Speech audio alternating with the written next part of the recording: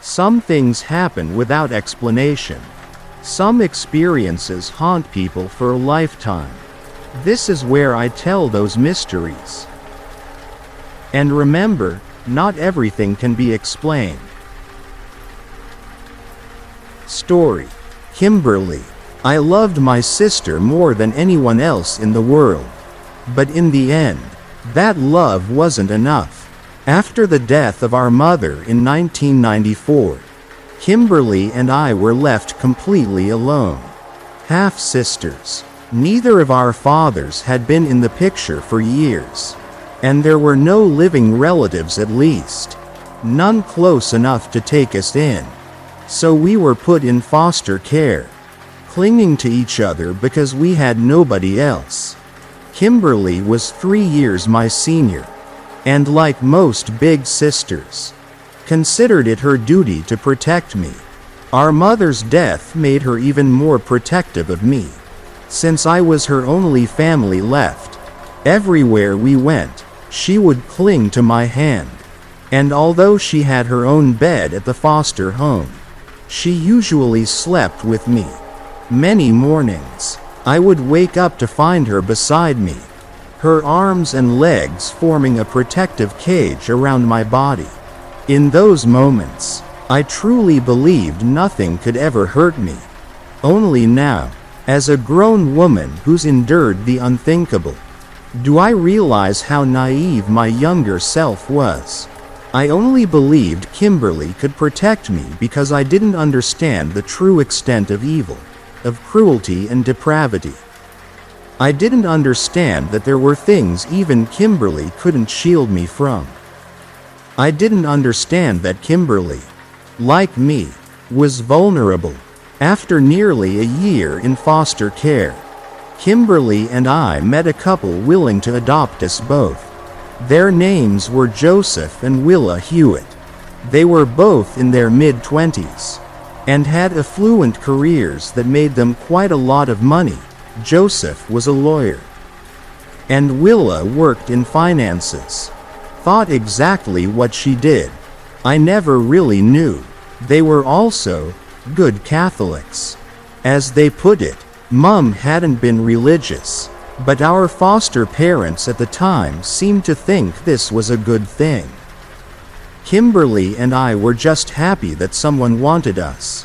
If I'd known then what I know now, I'd never have gone with the Hewitts. Neither would Kimberly. We would have run away from the foster home and eked out a living on the streets. That would have been paradise compared to what we went through. At least we would still be together. Joseph and Willa Hewitt lived in a beautiful, Victorian-style house in one of the town's most well-to-do neighborhoods. Kimberly and I each had our own bedroom, a closet full of new clothes, and constant assurance from the Hewitts that we would be happy and well cared for. We quickly made friends at our new school, and despite the tragedy we'd been through, it seemed we'd been blessed with a second chance at life. The only downside? The Hewitts and their religion. It quickly became clear that Joseph and Willa's claim that they were good Catholics had been a massive understatement. There was a Bible in every room. Crosses and portraits of the Virgin Mary hung in every room. A lengthy grace was said at every meal, and every evening after dinner.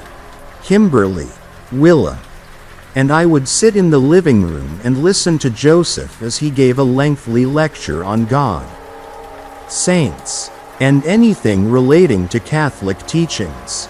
We attended church every Sunday morning, and were expected to pray every morning and night. That may not sound so bad, and really, it wasn't. But when it became clear that Kimberly and I weren't as devoted as the Hewitts wanted us to be, things got ugly. Joseph wasn't a large or physically imposing man, but for what he lacked in size, he made up for in temper and nastiness. He took our lack of enthusiasm as a personal insult, and decided we needed to be punished. His reign of terror began with the Cat O' Nine Tails. Joseph had made it himself, a stick with 9 tails, each ending in a sharp metal hook. Joseph would preside over Kimberly and I during our nightly prayers. And if we didn't speak loudly enough or were going too slow, he would whip us.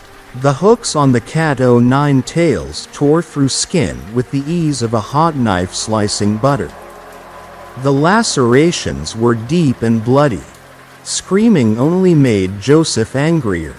So to keep myself from screaming, I would bite my bottom lip as hard as I could, occasionally drawing blood.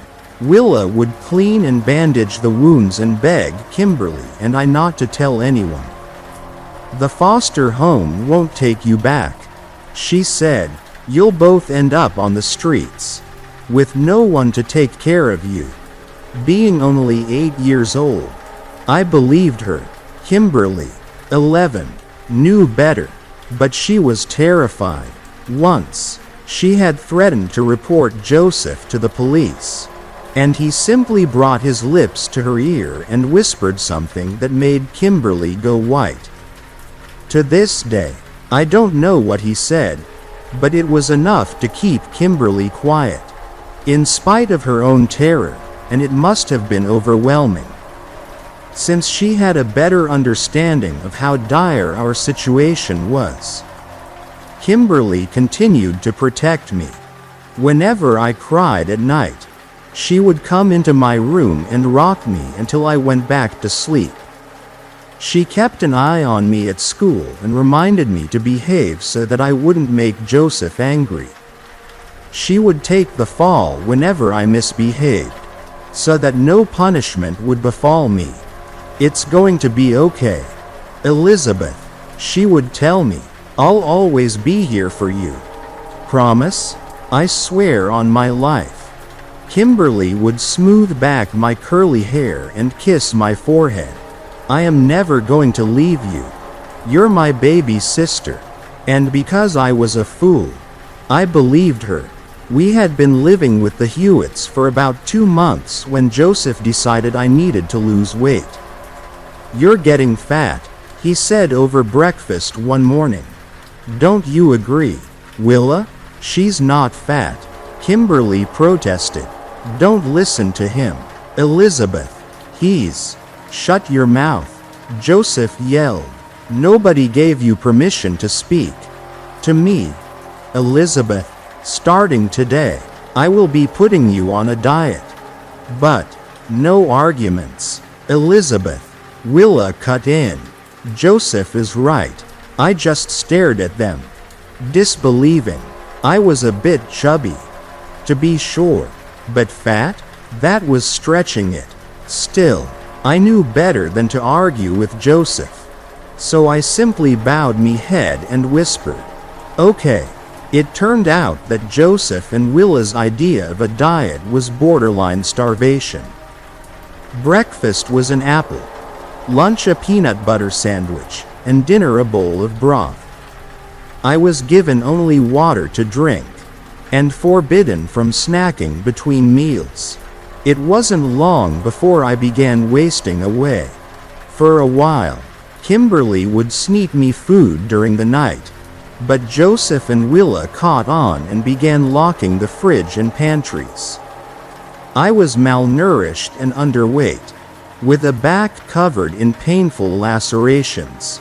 Needless to say, I was miserable, but things were only about to get much worse.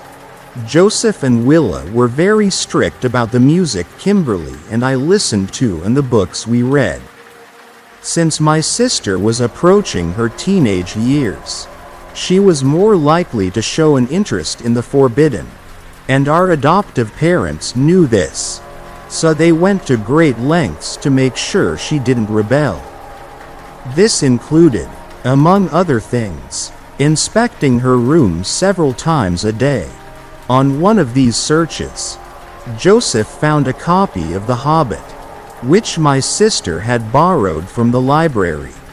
The Hewitts hated the fantasy genre and considered it evil, So they were furious. Joseph stormed into my room and demanded to know if I'd been in on Kimberly's deception. After I assured him I hadn't, he left, and he and Willa went downstairs to wait for Kimberly. 5 minutes later, Kimberly came home from the nearby grocery store, where Willa had sent her to buy milk. She was called into the living room, and I snuck out of my room and cowered at the top of the stairs. I was too afraid to go down, but I needed to hear everything. There was a loud smack. Kimberly gave a high-pitched bird's cry, and the thud of her falling body made me flinch. The air was shattered as Joseph began yelling. "How dare you?" he bellowed. "How dare you, you stupid, selfish, evil girl." His rage was terrifying. His words seemed to have physical impact, blowing back the curtains and knocking me onto my butt. I began to sob, hands over my mouth to muffle the noise. "What are you doing?" Kimberly shrieked. "Why are you so mad? What did I do?" "Don't you play innocent, you little bitch," Willa snapped. "You know exactly what you did." She must have shown Kimberly the book then, because my sister began to protest. "It's just a book. I don't get what the problem is." Another loud slap, followed by Kimberly crying, "You've disobeyed me, you ungrateful whore," Joseph yelled. "After all we've done for you." "I'm sorry. I'm so sorry," Kimberly wailed. "You are going to take this book, and you will burn it, and then you will get down on your knees and plead with God to forgive you. But it's a library book. Then you can pay for it, or you can refuse. But in that case, I'm giving you 5 minutes to pack up your things and get the fuck out of this house. And if you try taking your little sister, I will call the police and have them arrest you. Remember, you spoiled fucking brat, I'm a lawyer. I have the power to put you in jail and leave you there to rot. Understand?" Kimberly just whimpered. I could picture her nodding frantically, tears leaking down her face, her cheek a bright, angry red from Joseph's slaps. "Good. Now get on with it." I scurried back to my room and sat on my bed, staring catatonically at the wall, so deep in shock I'd gone past the point of fear, and was just numb. An hour later, Kimberly came in. The left side of her face was swollen and purple. Her beautiful dark eyes were so red from crying that if I didn't know better, I would have thought they were filled with blood. "I'm sorry, Elizabeth," she sniffled, and I wondered if she was apologizing for what had just happened, or what was to come. After the incident with the Hobbit, Kimberly became, in the eyes of Joseph and Willa, something evil. They kept her confined to that beautiful, loveless house, only letting her out to attend school.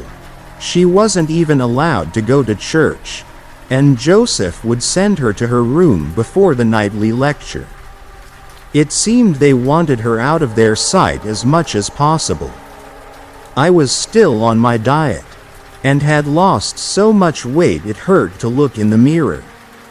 Nobody at school or church noticed how sick I was. Or maybe they did, but were too afraid of Joseph and Willa, who had the power and money to keep anyone quiet. A year passed.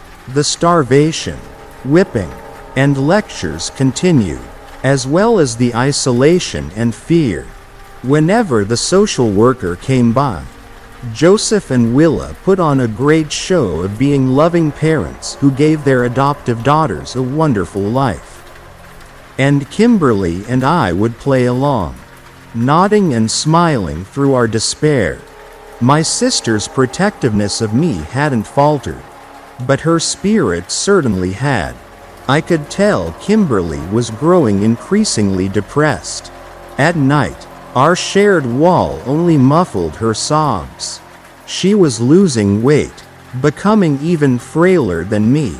She began dressing all in black and grew out her long bangs so that they hung like a curtain in front of her tired eyes. But the fire inside her was yet to burn out. One night, Kimberly shook me awake. When I opened my eyes, she put a finger to her lips, then whispered, "Not a word. Pack your things. We're leaving." I nodded, even as I began to sweat from the terror. I knew that if Joseph or Willa caught us, death would be preferable to whatever punishment those two monsters had in mind. "Hurry," my sister hissed, moving carefully, quietly, like a black cat slinking down a darkened alleyway.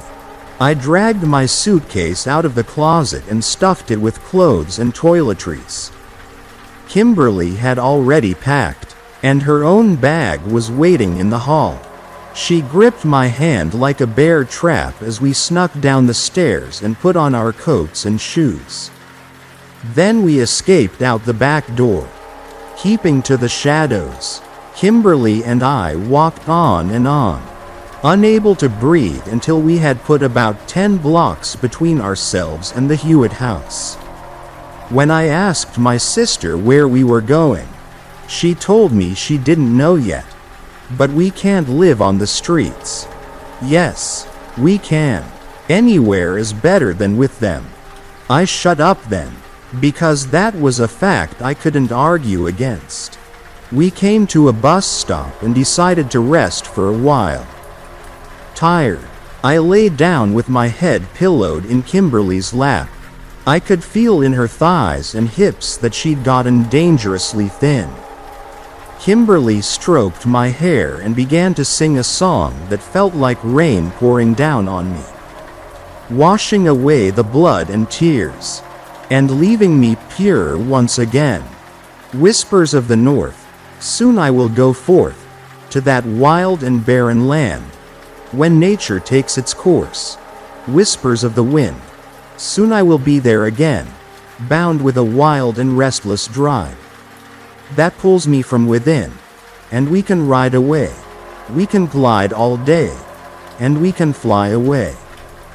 When I heard the rumbling of a car engine, I stupidly thought it was a growling animal, and sat up in a panic, thinking we were about to be attacked. "Calm down," Kimberly whispered. "It's just a car, a silver BMW 7, glowing eerily in the moonlight."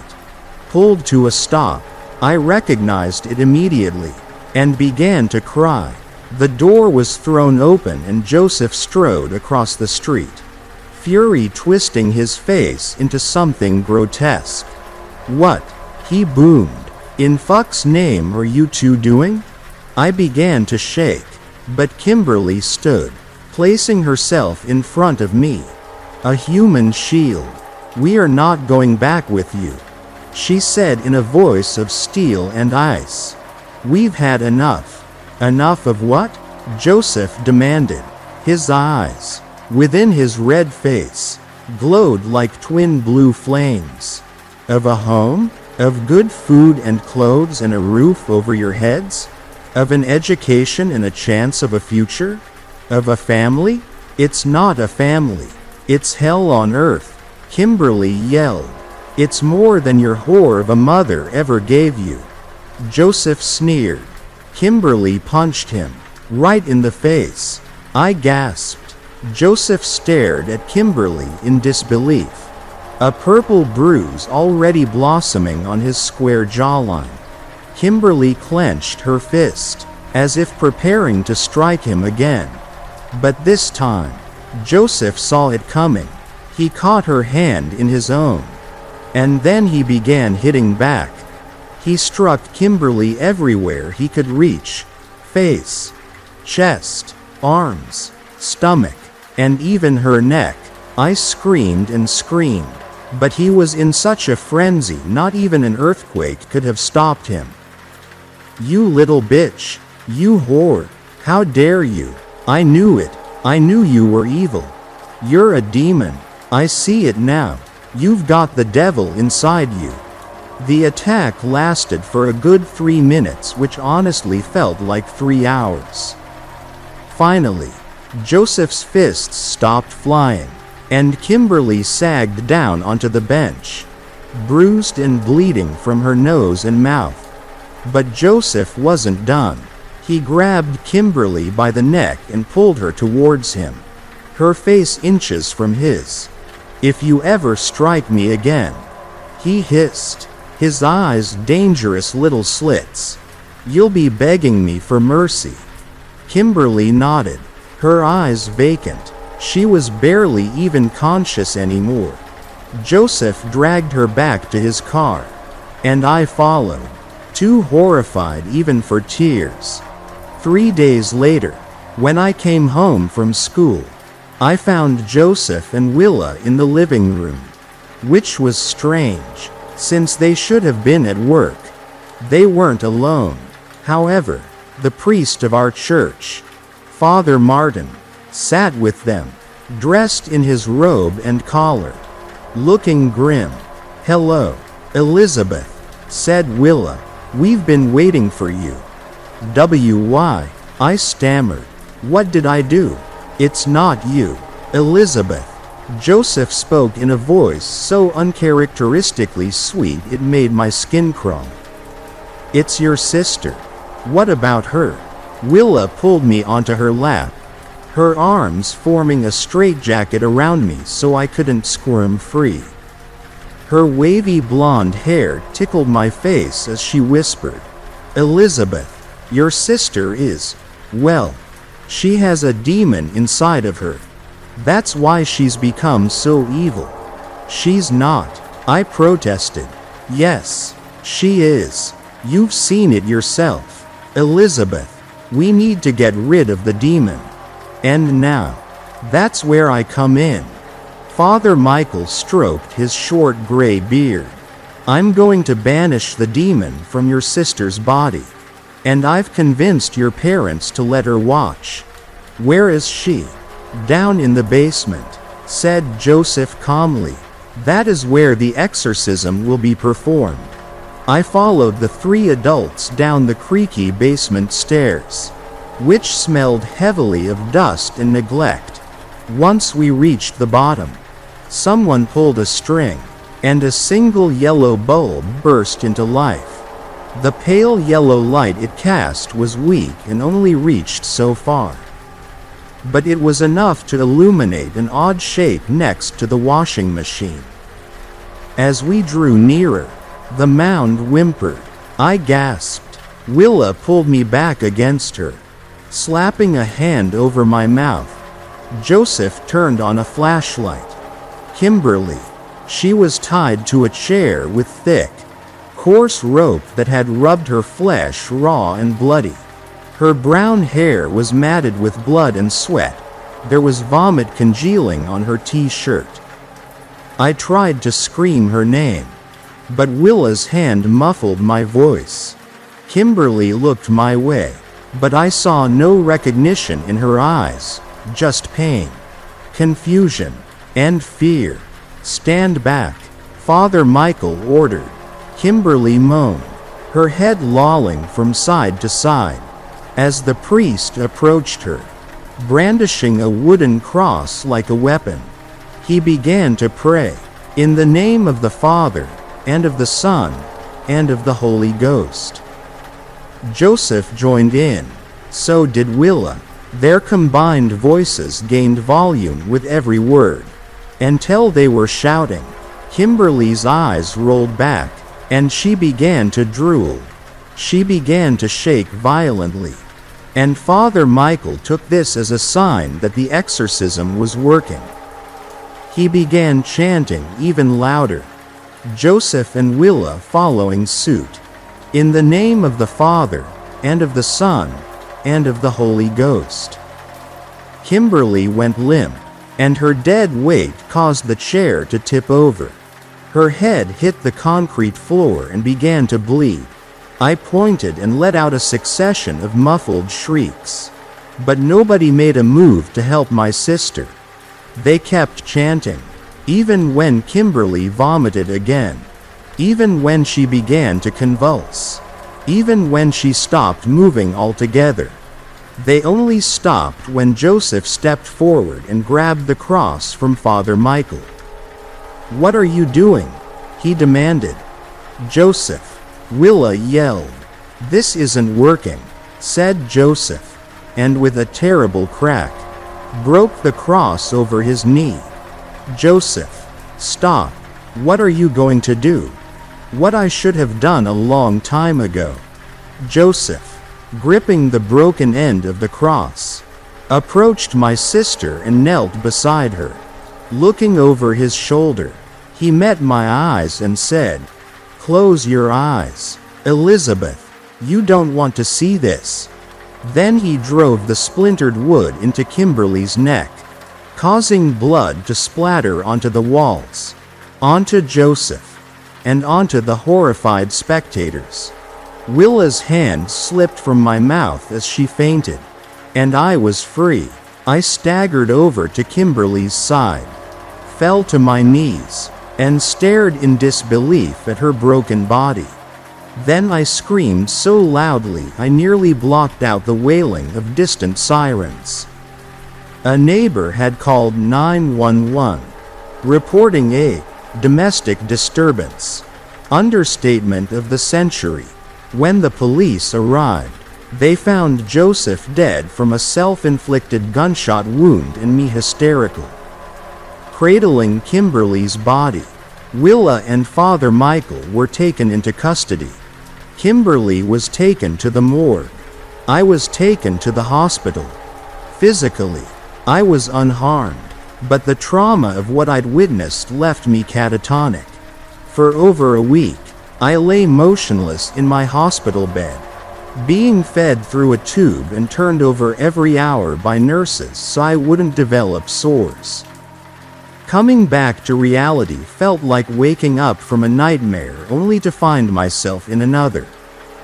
Willa and Father Michael were in jail, and the police needed my statement. I couldn't talk about what had happened, so I wrote it down instead. I filled nearly 10 pages, detailing not only the day Kimberly died, but the abuse we'd both endured ever since the Hewitts adopted us. My written statement was enough to convict Willa and Father Michael. It would have been enough to have Joseph locked away. If he hadn't taken the coward's way out, I should have been relieved that none of them could hurt me anymore. But honestly, I barely cared. None of it mattered, now that Kimberly was gone. After the trial was over, I was placed in a group home for troubled girls. I tried not to think about the Hewitts or Kimberly. It was simply too painful, and I feared I wouldn't survive the grief. So I built walls, brick by brick, that kept the memories out. And for a while, it worked. But like the walls of Jericho, mine weren't impenetrable after all. After standing tall and proud for nearly a decade, they finally came down. All because I decided to look deeper into Kimberly's murder. I believed it was the only way I could find closure. And so I contacted one of the detectives who'd worked on the case. Since I was Kimberly's sister, he saw no reason to withhold any information. And so he told me everything. Joseph, it turned out, had been planning Kimberly's death and his own demise for quite some time. The night before, he had written a 20-page suicide note, revealing a secret that shattered everything I thought I knew. Joseph was, in fact, Kimberly's biological father. He and Mom had only dated briefly, and broke up after Mom learned she was pregnant. Joseph eventually married Willa, and when the couple found out they couldn't have children naturally, they decided to adopt. By terrible coincidence, the children they adopted were us. Not long after bringing us into his home, Joseph began to suspect that Kimberly was his daughter by blood. She looked nothing like Joseph, but bore a strong resemblance to Mom, whom Joseph had impregnated years ago. After doing some research and asking around, he learned our mother's identity, and confirmed that she and his ex-girlfriend were one and the same. Being reunited with his own child did not please Joseph. However, rather, he was disgusted. You see, his relationship with Mom hadn't been harmonious. To say the least, Joseph looked down on her as a whore, and only valued her for her looks. Not long before they broke up, he hit her during an argument, and Mom called the police.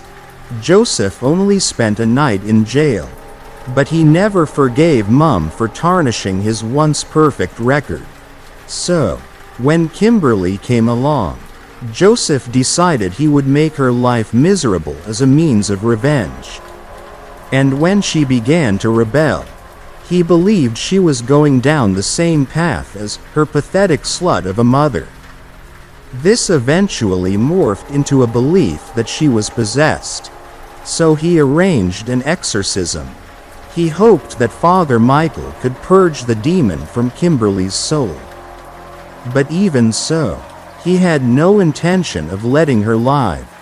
Kimberly had been drugged heavily prior to the ritual, and Joseph planned to kill her once it was over. Which he did. I'm not sure if he ever realized my sister wasn't possessed. But in the end, it didn't really matter. The whole plot seemed ridiculous and didn't make much sense. Not to anyone sane, at least. But it would make sense to someone as fucked up as Joseph Hewitt. He was crazy long before Kimberly and I came along. And learning my sister's identity only drove him off the deep end. Kimberly was fated to die. I think she knew that. And yet, she only ever thought of me. Or maybe she believed that sisterly love would save us. She was wrong. Although there was enough love between Kimberly and I to fill the world's oceans, it couldn't stand up to evil.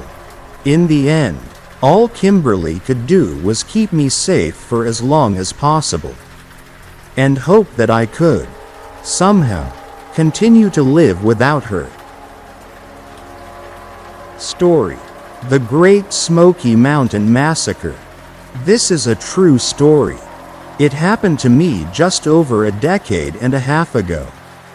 I don't know if this is the wrong sub for this sort of thing. If so, please let me know and I'll gladly move it.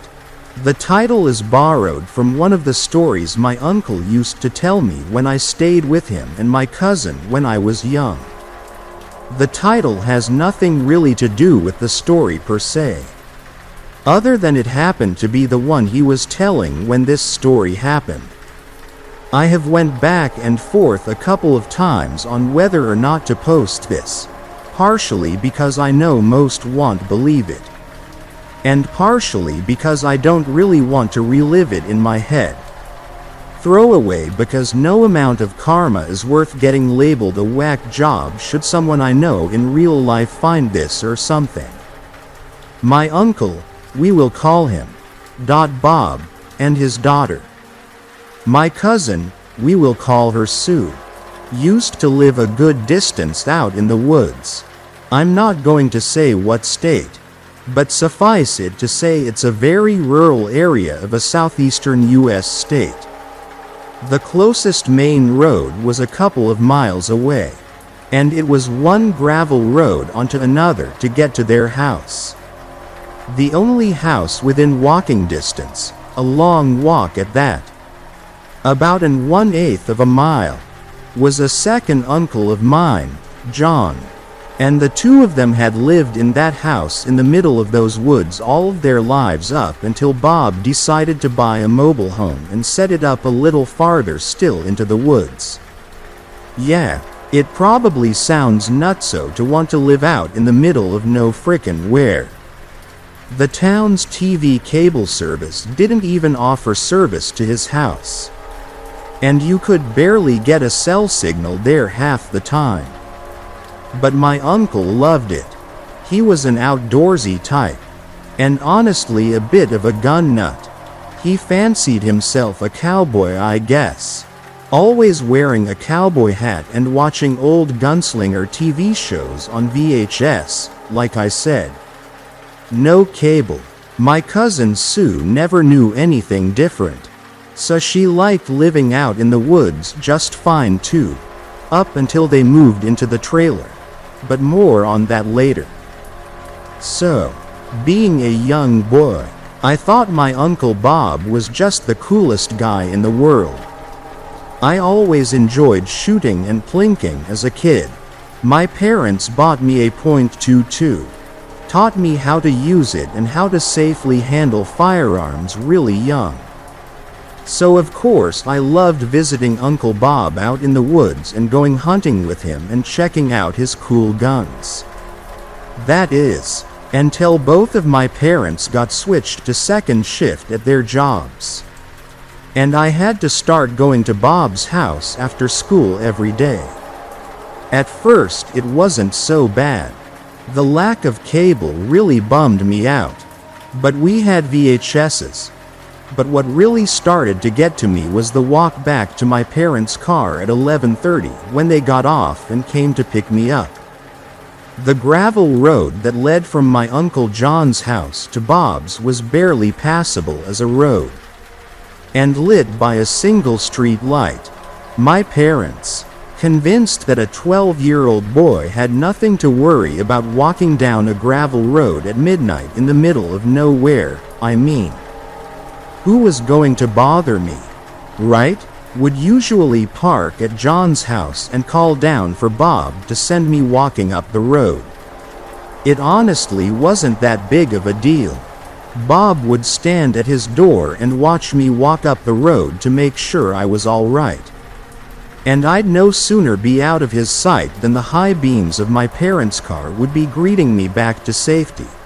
But it sure felt like I was walking through hell. Other than the TV situation and the long dark walk, Bob, Sue, and I would sit around and talk about hunting or watch videotaped hunting shows. Bob loved hunting, hunted every single day.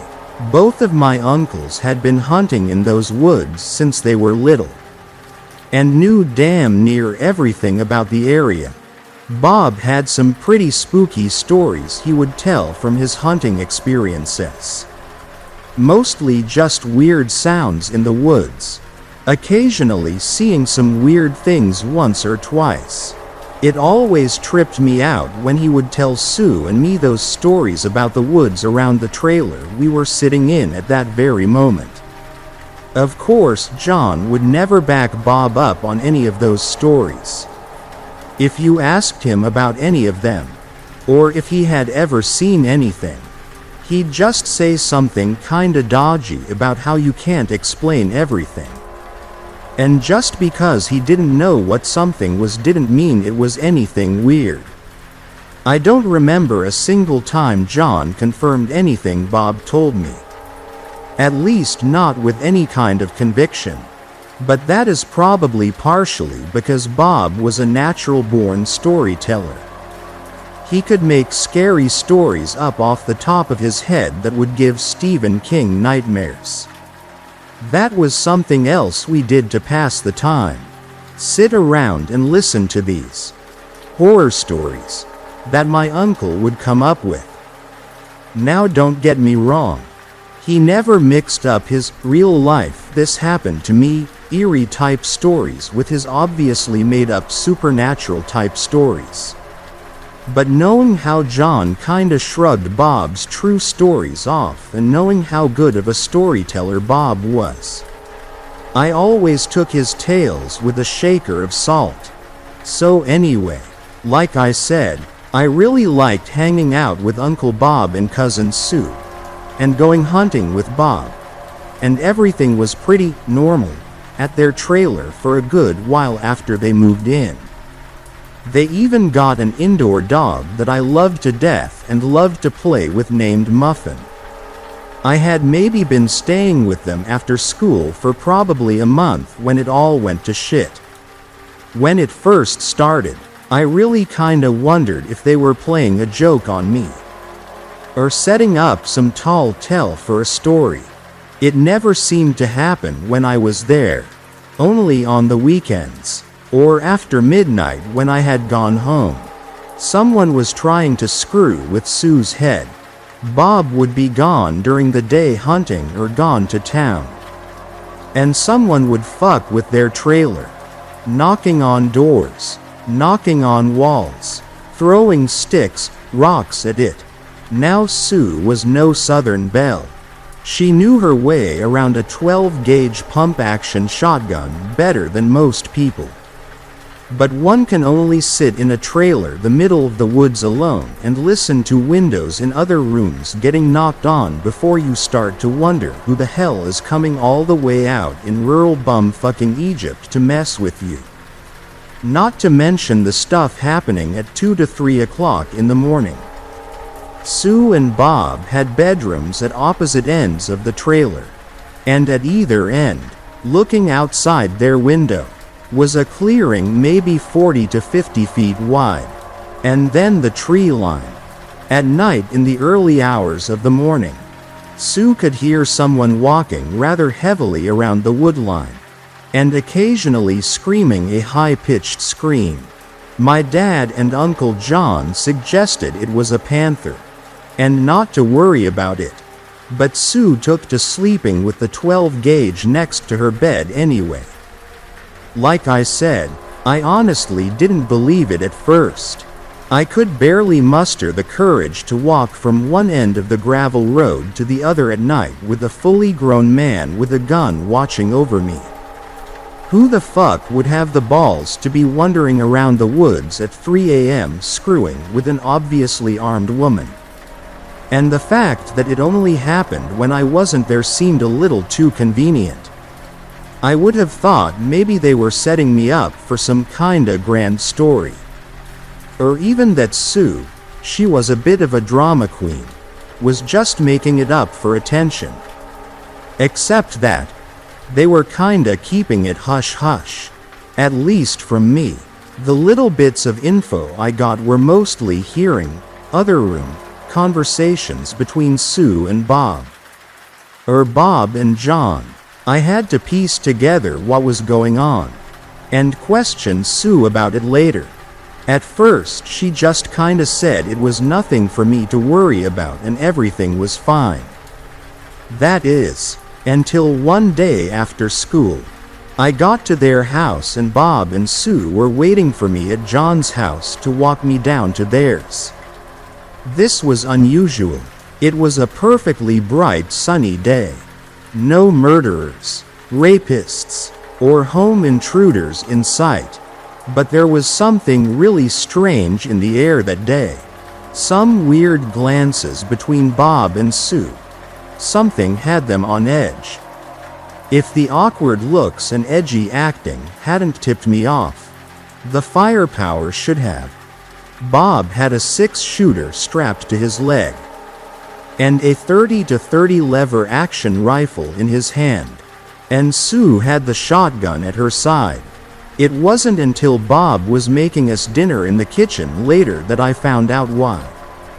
Someone had tried to break in on Sue that day. Bob had gotten up that morning and went squirrel hunting, and someone had tried to rip the door off of their trailer. Bob hadn't went out for a few days given the strange occurrences of the past few days. But everything had seemingly died down. So, this day he had decided he'd go out for just a little while. Stick close to the trailer, and see how things went. No more than 45 minutes after he had left, Sue had been sitting on the couch and heard the handle of the door, which she had triple-locked, start to rustle back and forth. Gently at first, and then harder, and finally a full-fledged attempt to pull the door off the hinges.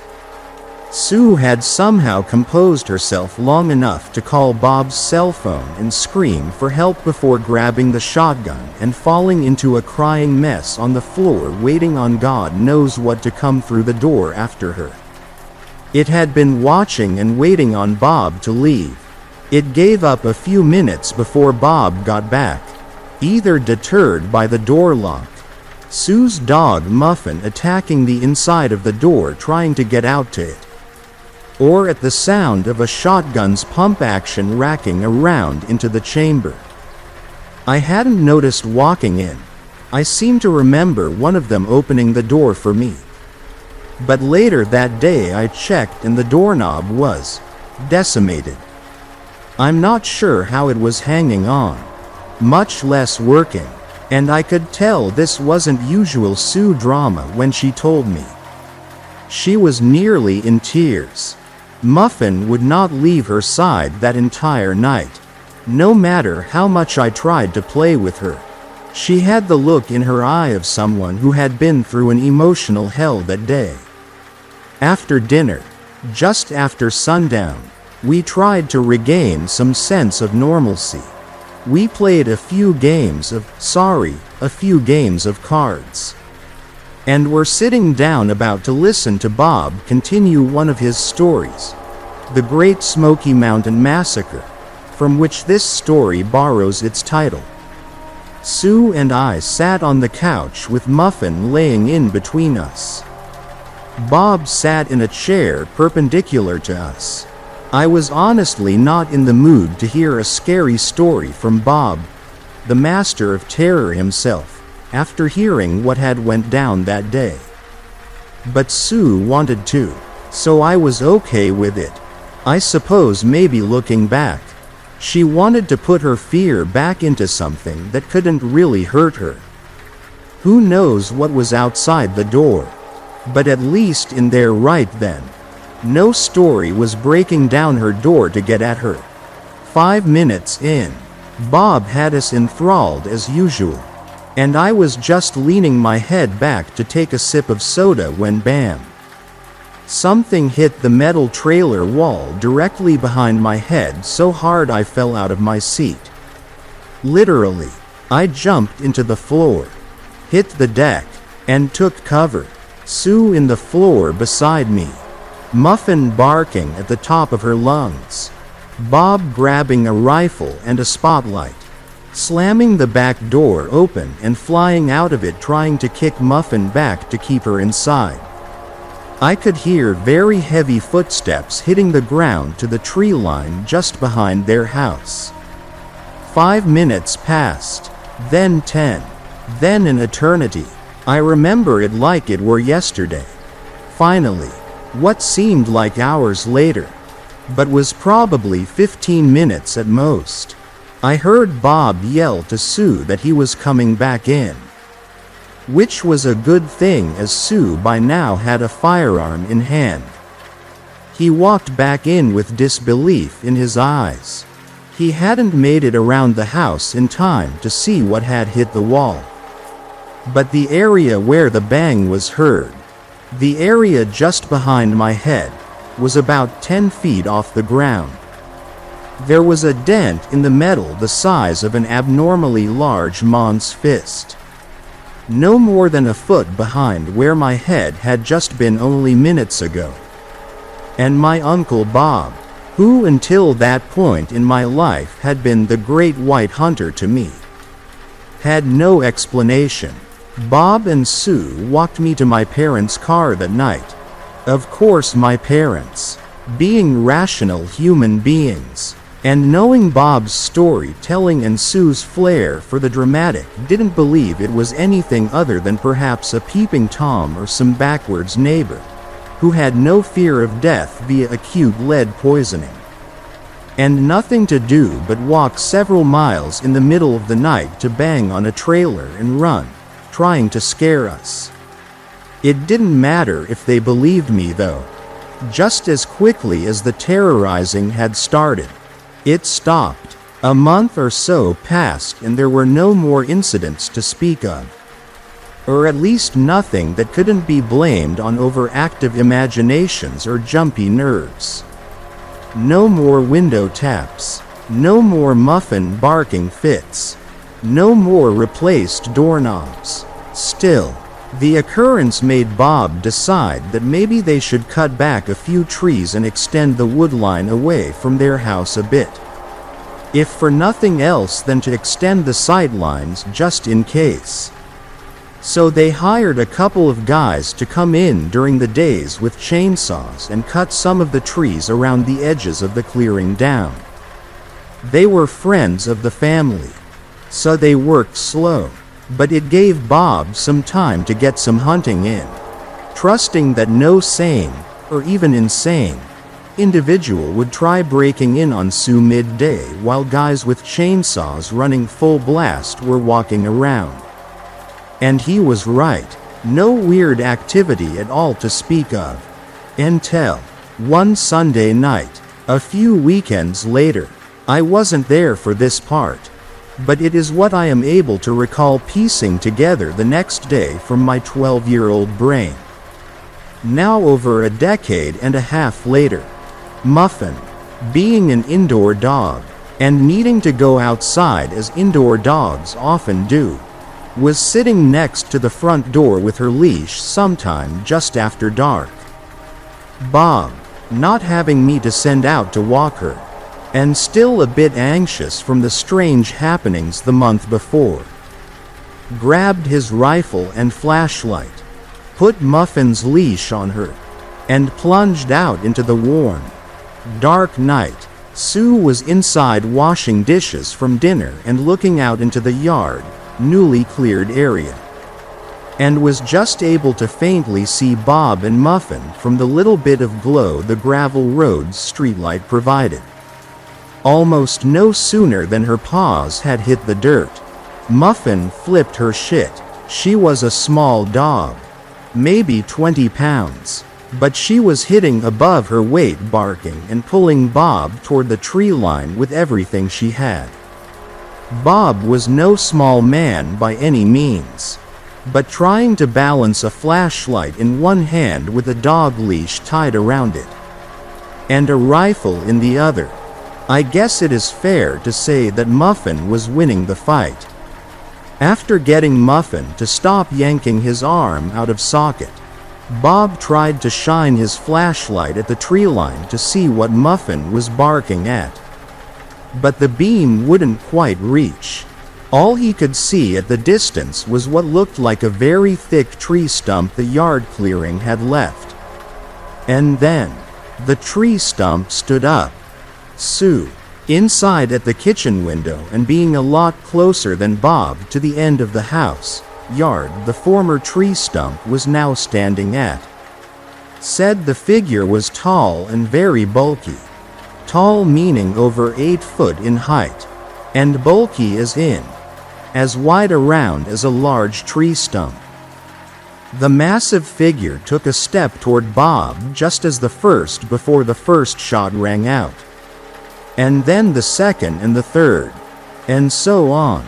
The hulking shade, possibly startled by the noise of a .30-30 Winchester, or possibly hit with a round or several, turned and retreated back into the woods. At first Bob and the fearless Muffin started toward the woods to give chase and find out just what the hell that tree stump had morphed into. However, after a few steps, and realizing he had no idea how many rounds he had left in his rifle, Bob thought better of chasing an obviously physically superior, possibly wounded, animal into the deep dark woods in the pitch black of night, regardless of how much courage Muffin possessed. Instead, after a quick reload, the night was spent at Uncle John's house. The next day John and Bob went to look at the scene of the carnage. Brush and small trees were knocked down for yards, leading deeper into the woods back over a creek and towards a bluff. But the trail went cold, and there were no obvious signs of blood. So, just what was terrorizing my uncle and my cousin, I have no idea. I do know I talked to John about it a little over a year later. After my uncle and cousin had moved out of that house and into a more populated, less rural part of town, I asked John what he thought it was, and if he thought the story was just Bob embellishing for the sake of a good tale, or Sue playing everything up for attention. John's usual casual disregard for Bob's stories wasn't there this time. He just said he didn't know and he didn't think he ever would. John actually moved into the trailer after Bob and Sue moved out. Never had any problems as far as I know. Not a peep. You may be wondering what finally made my uncle and my cousin move out between the tree stump night and the time I talked to John about everything. What was it that finally made someone who had lived within an 1/8 mile radius from their childhood home their whole life, and who loved living in the middle of nowhere, finally pack up and move to a less rural area across town?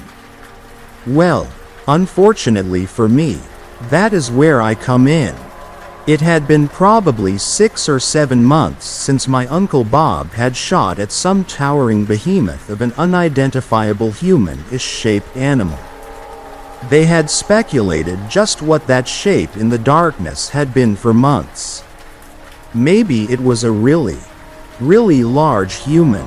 Maybe it was a bear. Black bears are pretty common around here.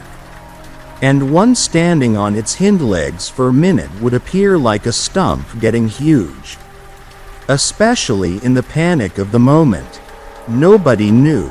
It didn't really matter though. Either Bob had hit it with enough lead to poison a fishing village, or it had decided it wasn't fond of getting shot at. Either way, it hadn't been back to bother my cousin or my uncle. Bob almost never left the first 2 months, especially without Sue. In the 3rd month, he started cautiously going out, but staying close, and as things tend to do, they started to go back to normal. Finally, after over half a year, Bob was going out almost every day hunting again. Summer had come and gone, and I had decided to spend a Saturday hunting with my uncle. Sue seemed perfectly fine staying alone again. I think she was sick of Bob being there all the time. So Bob and I decided to make a go of it and have at some squirrels. My parents had just gotten me my first shotgun, a single-shot break-action 20 gauge. We walked for maybe a mile and a half, which takes a little while when you are trying to be quiet in the woods. And we were just crossing a fence onto a neighboring property. My uncle was friends with the owner, and had permission to cross the property as a shortcut, when my uncle's cell phone rang, which in and of itself was a miracle given the cell phone coverage of the day and how far we were in the woods. He quickly silenced it and handed my gun over the fence to me. I had crossed first. We had to climb over as it was a tall fence. Just as he was about to hand his gun over, the phone began to ring again. Bob pulled the phone out of his jacket and looked at it, answered and was just about to say, "Sue, I can't talk right now," when I could hear it over his speaker. Loud banging on metal. Bang, bang, bang. Muffin barking her head off. Sue screaming for help, grabbing his gun and slamming his phone into his pocket. Bob took off running back in the direction of their house, leaving me on the wrong side of the fence. Bob yelled, "I'll be back, stay here." At this point, I believe I was 12 or 13 years old. The exact details kind of blur with time, but the event I can still close my eyes and relive if I am not careful. Bob running as fast as he can through the woods, rifle in hand. His brown jacket getting smaller and smaller into the distance, until I'm alone. I'm alone in the woods. Not old enough to drive. Barely a teenager. Not even in high school yet. I'm alone in the woods. No one around for miles. With a single-shot shotgun and a pocket full of shells as my uncle speeds off to defend my cousin from God only knows what kind of monster my imagination was coming up with. I had never even seen the silhouette that they had been so afraid of. Only heard their descriptions and juxtaposed them to the sound of the banging coming from behind my head that night. 10 feet off the ground. I was alone in the woods. And Muffin, all 20 pounds of her, was trying every bit as hard to get out to tear the monster's throat out to protect my cousin. But I was here almost defenseless. I was alone in the woods. And I was scared to death. Put your 12-year-old self there. Put your 12-year-old self in the woods. Alone. With the monsters and the demons. And every creature from under your bed, and stuck imagining what was going on a mile away. Up until that moment, I had never been scared of the woods. But right then, I just wanted to get out. At first I was able to stay pretty calm and collected. I carefully unloaded the single round in my shotgun, after taking a good 5-minute glare around the area to make sure I wouldn't need that single round immediately. Slid the gun under the fence. Clumb over the fence myself. And then reloaded. I wanted to get out of there so badly. I knew roughly the way back. But honestly I wasn't sure I wanted to go back to my uncle's house given its current situation either. I figured I followed the trail most of the way to his house. Then veered off left to my Uncle John's house. It would be at least moderately safe. At least a lot safer than waiting around here for Bob to scare off whatever was trying to break in on Sue again. Just for it to come out here and find me wandering around. At least she had a house, a dog, and an arsenal of Bob's firearms to protect her. Hell, I only had 1 round at a time. So, weighing the risk of getting in trouble for not staying put like Bob told me to versus the risk of getting eaten by Bigfoot, I started down the trail back to John's house. At best I run into Bob coming back for me. At worst I get to John's and call Bob's cell phone and let him know where I am. And at very worst I run headlong into Sasquatch and have to fight for my life with what would be the equivalent of a BB gun to it. At first the walk was almost peaceful. Birds chirping, squirrels running about. They always know when you aren't going to shoot them for some reason, and that's when they'll run out in front of you.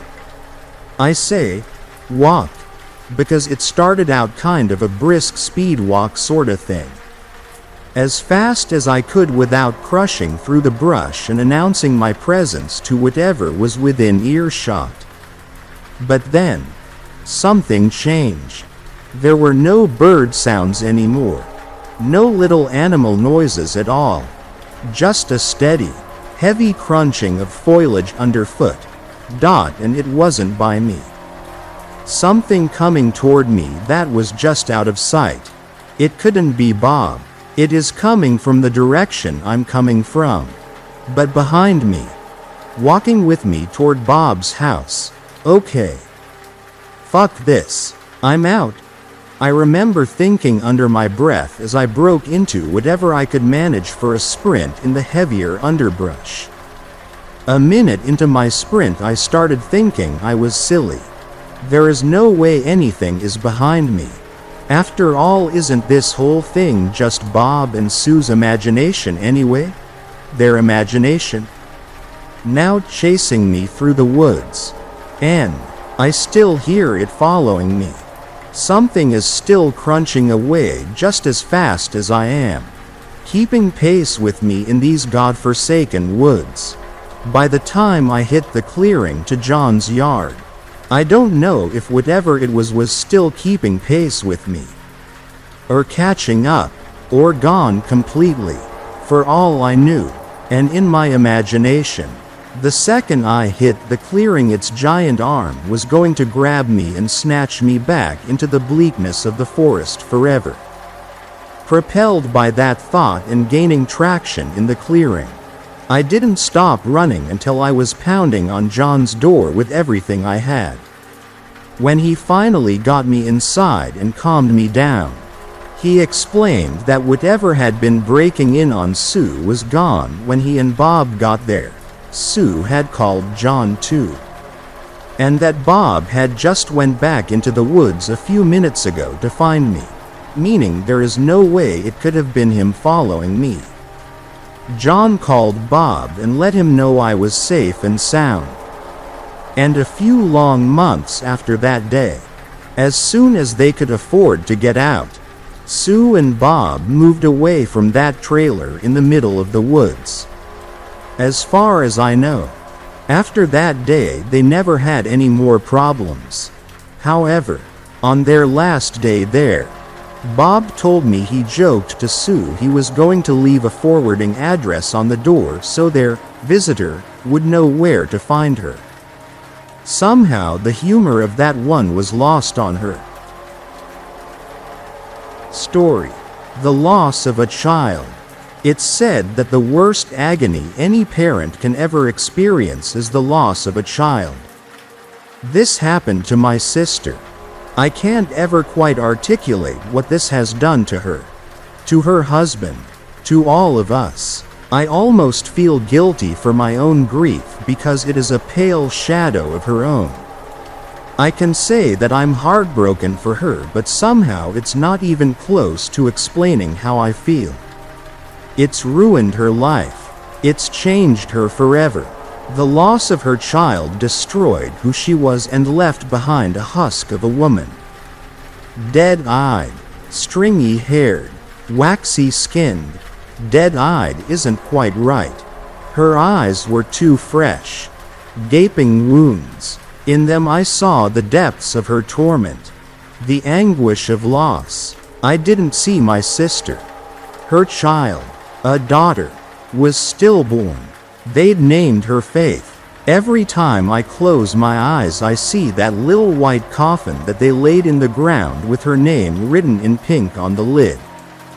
The death of Faith in every sense. It happened over 6 months ago now. I know that everyone grieves in their own way. I know that she will never get over it.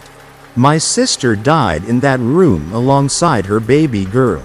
How can anything ever be okay again? But shouldn't she be improving at all? Will time heal her even slightly, or will she always be in the depths of her grief, as grief-stricken as the day that it happened? Will it always be as raw as it was that day when she labored in blood and pain to bring her daughter into the world only for her to never take a breath? Never open her eyes? Never live? I've given her space, but she can't go on like this. I was terrified for months after it happened that she'd hurt herself, hasten her journey to join her daughter. But she kept living, and I think that was a choice. So surely I need to help her have some kind of life? Because what she's doing just now isn't living. It's barely existing. If anything, she's more withdrawn with each day and week and month that passes.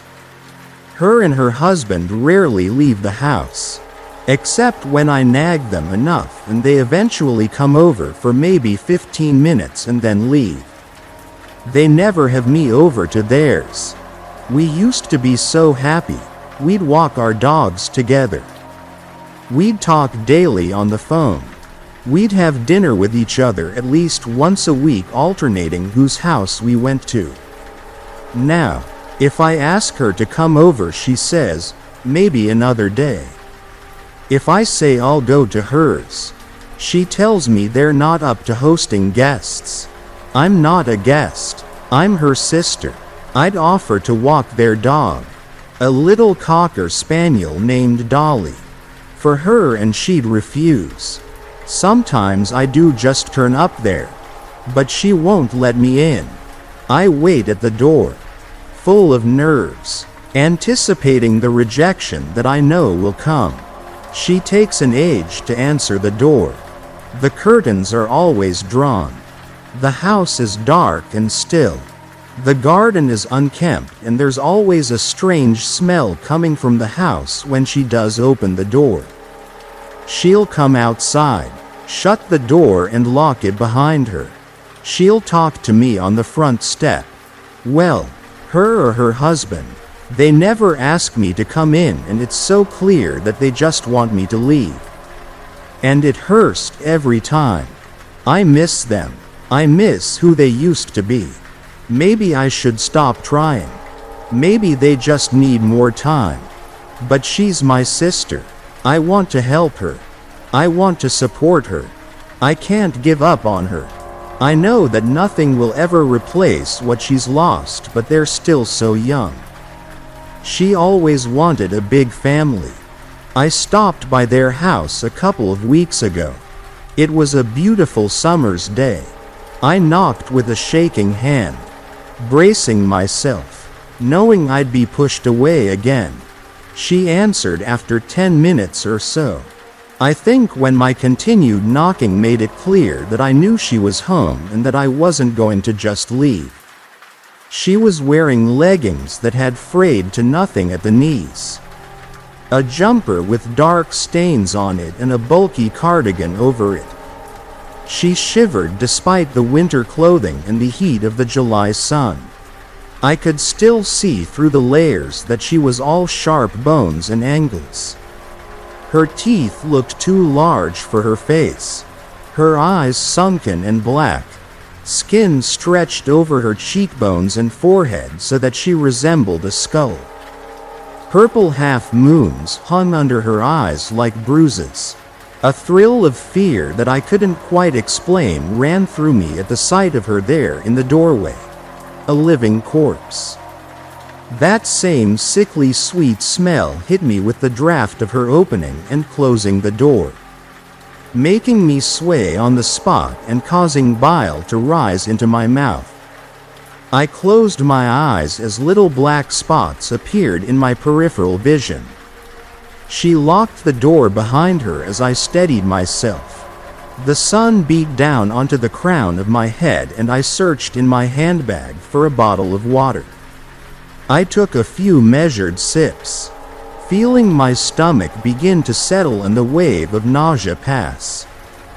"Hi," she said, looking through me instead of at me, refusing to meet my eye.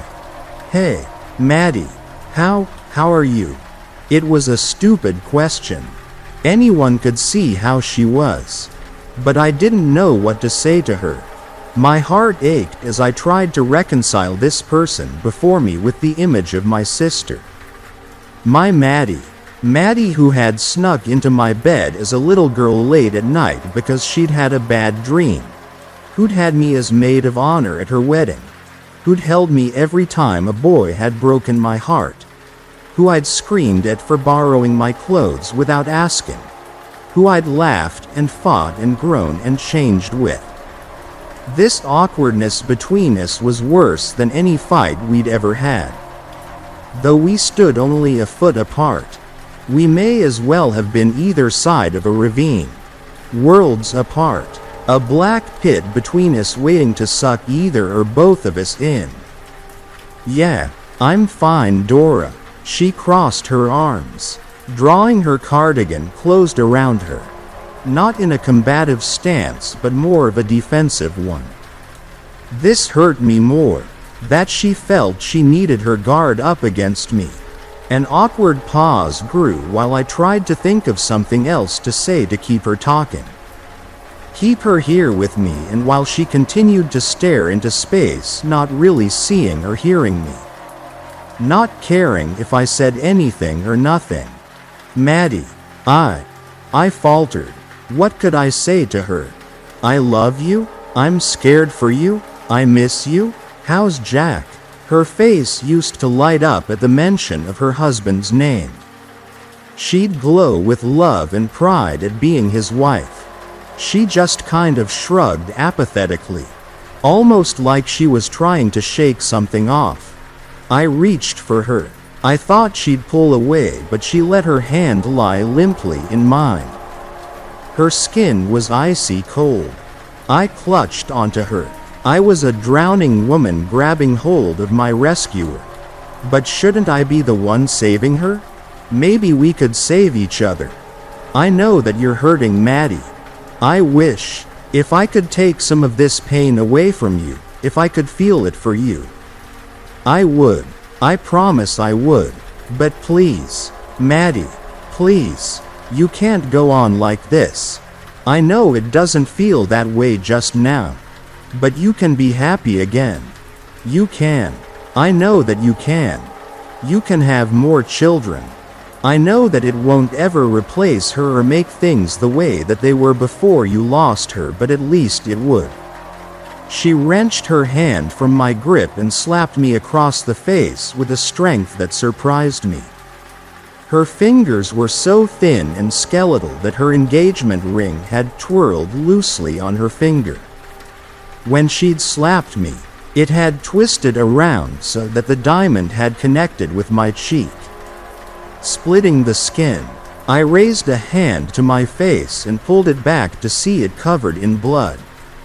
I felt myself sway again, and that horrible, rotten smell hit me again, stronger than ever, mingling with the metallic scent of blood. I looked up from my hand to my sister to see a look of abject terror come over her face. She looked from the door to me and gave me a little push towards my car. You have to get out of here. Now. Right now. I tried to tell her that it was okay. That it was worse than it looked.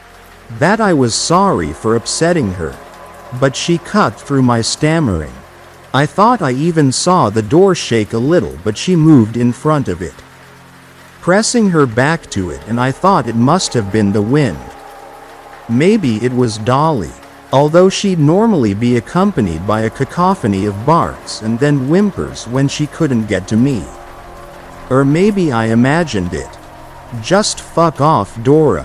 Fucking leave me alone. Get out of here. I don't want you here. She shoved me again. Harder this time, and I lost my footing a little, almost falling off her front step. Her whole face had changed. She looked deranged. Terror and anger mingled together, twisting her once beautiful, familiar face into something monstrous. Tears and blood streamed down my cheeks as I fumbled for my keys. I unlocked my car and started the engine, looking back to her front step to find she'd already gone inside. I cried the whole drive home. Huge sobs racked my body until I was exhausted, until every part of me hurt. I hadn't cried like that since I was a child. Great shuddering wails that tore through my very soul. I went back to the house every day hoping to talk to Maddie. She never came to the door. Some days Jack answered. Some days I was ignored completely. On the days when no one answered, I'd sit on the doorstep and talk to Maddie through the letterbox. I'd tell stories of our past, memories from our childhood. I felt like I was at confession, pouring out my soul, every wrong, every misdeed. If only it could be cleansed away with a few Hail Marys and Our Fathers. Some days I even felt like I could sense someone on the other side of the door.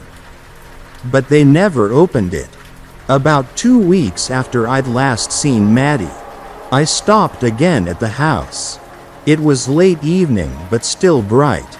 The blinding sun hung low in the August sky, not ready to set quite yet, although the moon had come out in all her pale glory to usher us into night.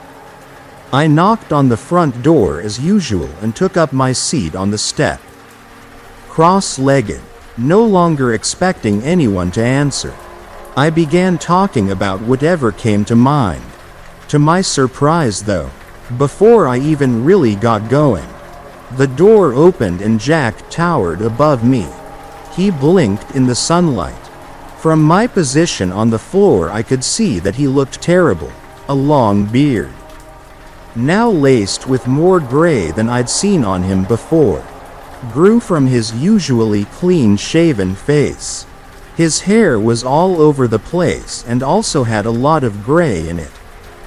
The parts of his face that weren't obscured by beard looked worn and lined. He looked aged and exhausted. Without really thinking about what I was doing, I rose up to my knees and charged his legs, taking us both by surprise. He fell onto his back and I dodged past him before he could stop me. The house was dark, still and stiflingly hot. It felt like there was little air in there. That sickly sweet pungent smell was so strong that it made me gag. I called for Maddie as I looked for her in the rooms downstairs. Every window was closed, every curtain drawn. In the dim light, I was shocked to see how rundown and messy the house was. I knew they weren't coping, but I hadn't realized it quite so starkly until I saw how they were living. My normally house-proud sister used to clean almost obsessively. The last time I'd been here it had been bright and airy, every surface gleaming. Now everything was hidden under layers of dust. There was empty food packaging, plates with moldy, uneaten meals, clothes and belongings strewn everywhere. I could see no sign of Dolly either. She usually barked at the door and I couldn't remember the last time she'd done that. She'd normally come bounding up to me as soon as I entered the house. A feeling of dread came over me, so profound that I stopped where I was, overwhelmed by the mess of the house and the mess of the whole situation. Jack caught up to me. He began to say and stopped. He looked so weary and defeated. She's upstairs, he said with a sigh of resignation. Be careful. Don't go near it, Dora. I'd no idea what he meant, but I saw fear in his eyes, and that was enough to make me charge up the stairs, not worrying about my own safety, only fearing for my sister. The upstairs hallway was almost pitch black. I could hardly see anything. All of the bedroom doors were closed. I stood for a second, letting my eyes adjust to the darkness. I tried to only breathe through my mouth. The smell was so strong it made my eyes sting and water. I felt like I could almost taste it in the back of my throat. I began to walk towards their bedroom and stopped. I could hear a low humming. I cocked my head to listen and realized that it was coming from the nursery. My stomach lurched in fear and settled into a ball of dread. I'd no idea what I was going to find in there, but judging from the look in Jack's eyes, my sister, the last time I'd seen her, the state of their house, I braced myself for something truly awful. I opened the door gently. I was fighting every instinct that told me to turn and run, that I shouldn't be here. My sister was sitting in a rocking chair, her back to the door, facing the crib that they'd built for Faith. She rocked back and forth, humming tunelessly. Goosebumps broke out on my arms. I felt the hairs there stand on end. I began to shiver despite the oppressive heat. A thrill of horror ran through me when I saw Dolly lying just in front of me, not far from the door. I knew she was dead. She lay on her side, her legs stiffened and jutting out from her body in rigor mortis. Her once beautiful, kind brown eyes were open and glassy. There was a jelly-like quality to them, like they could pop at any moment and run down her cheeks in milky, gloopy rivulets. It was hard to assess her injuries as her coat was dark and shaggy when I'd last seen her. It had gleamed and shone with health and vitality. Her freckled belly was all but ripped open.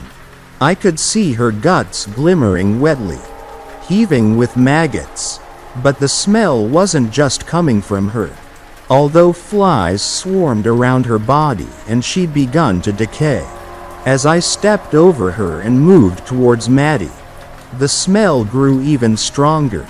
Maddie's head was bowed and her hair was filthy, covered in dandruff. I could hear a sucking noise. What was that? I forced myself to keep moving towards her.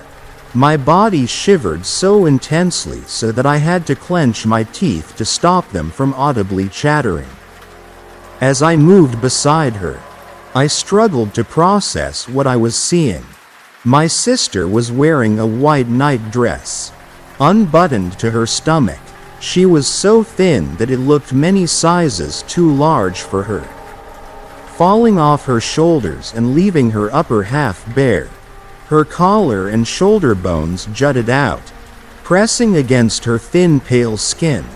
They were so sharp they must surely pierce her skin and be exposed at any moment.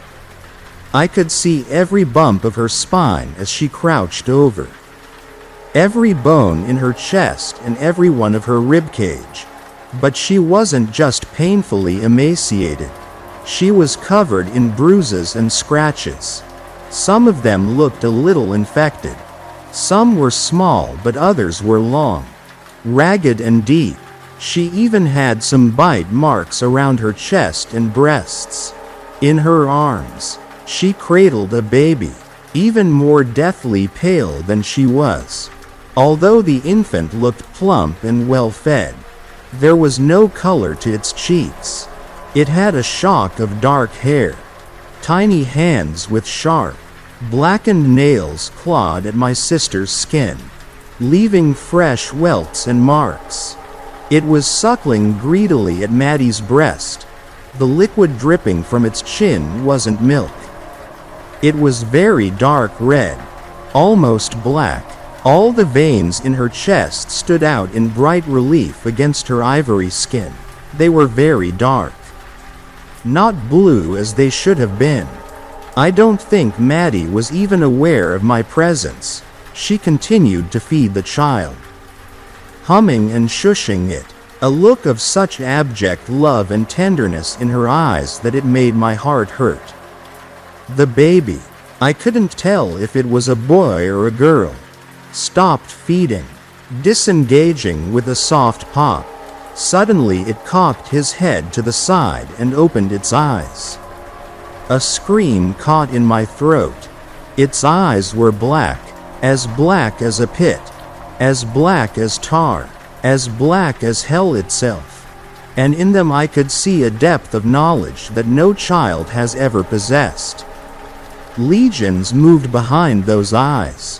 When I was younger, I'd watched a documentary about Charles Manson. What had struck me had been his eyes. Like you could see into his soul and the evil that lurked there. This child, this thing, was more frightening. Evil incarnate. It kept staring at me, unblinking. I felt like my blood froze in my veins. Never in my life have I seen anything so utterly horrific, so truly terrifying. The way that my sister stroked its hair and cooed at it while it continued to, I don't know, assess me, made it all the more blood-curdling.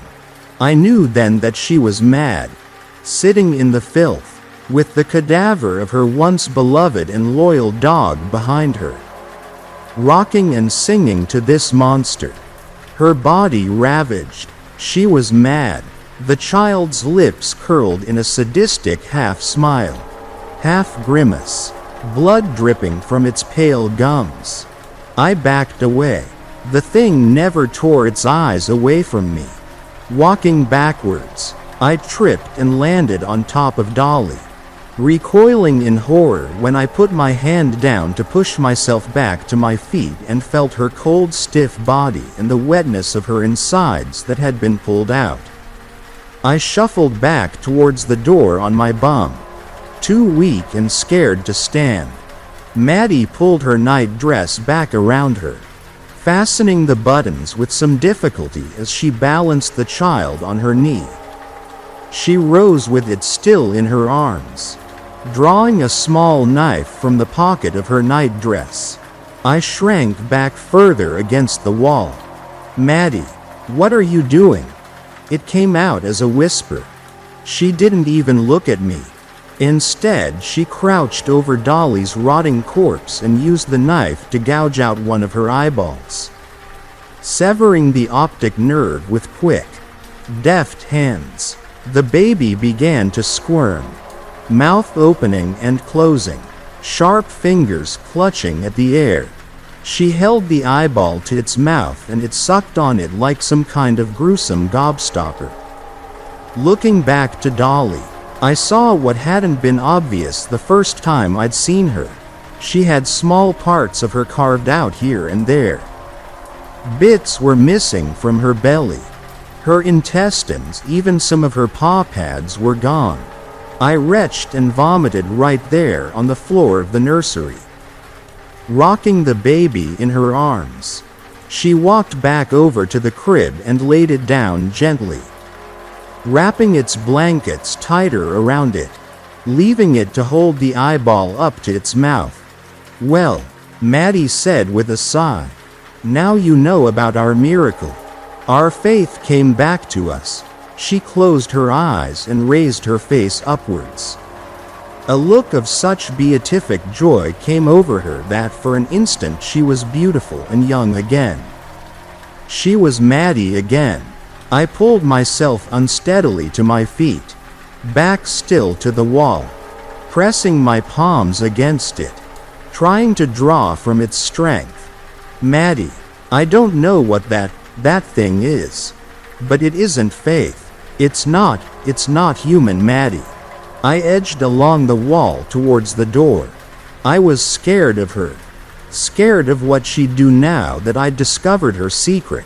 She was sheltering a monster here, sustaining it with her own body, with her very life force. I fled. I couldn't stand another second facing the horrors of that room. I stumbled down the stairs, tripping down the last couple of steps and falling straight into Jack, almost knocking him over.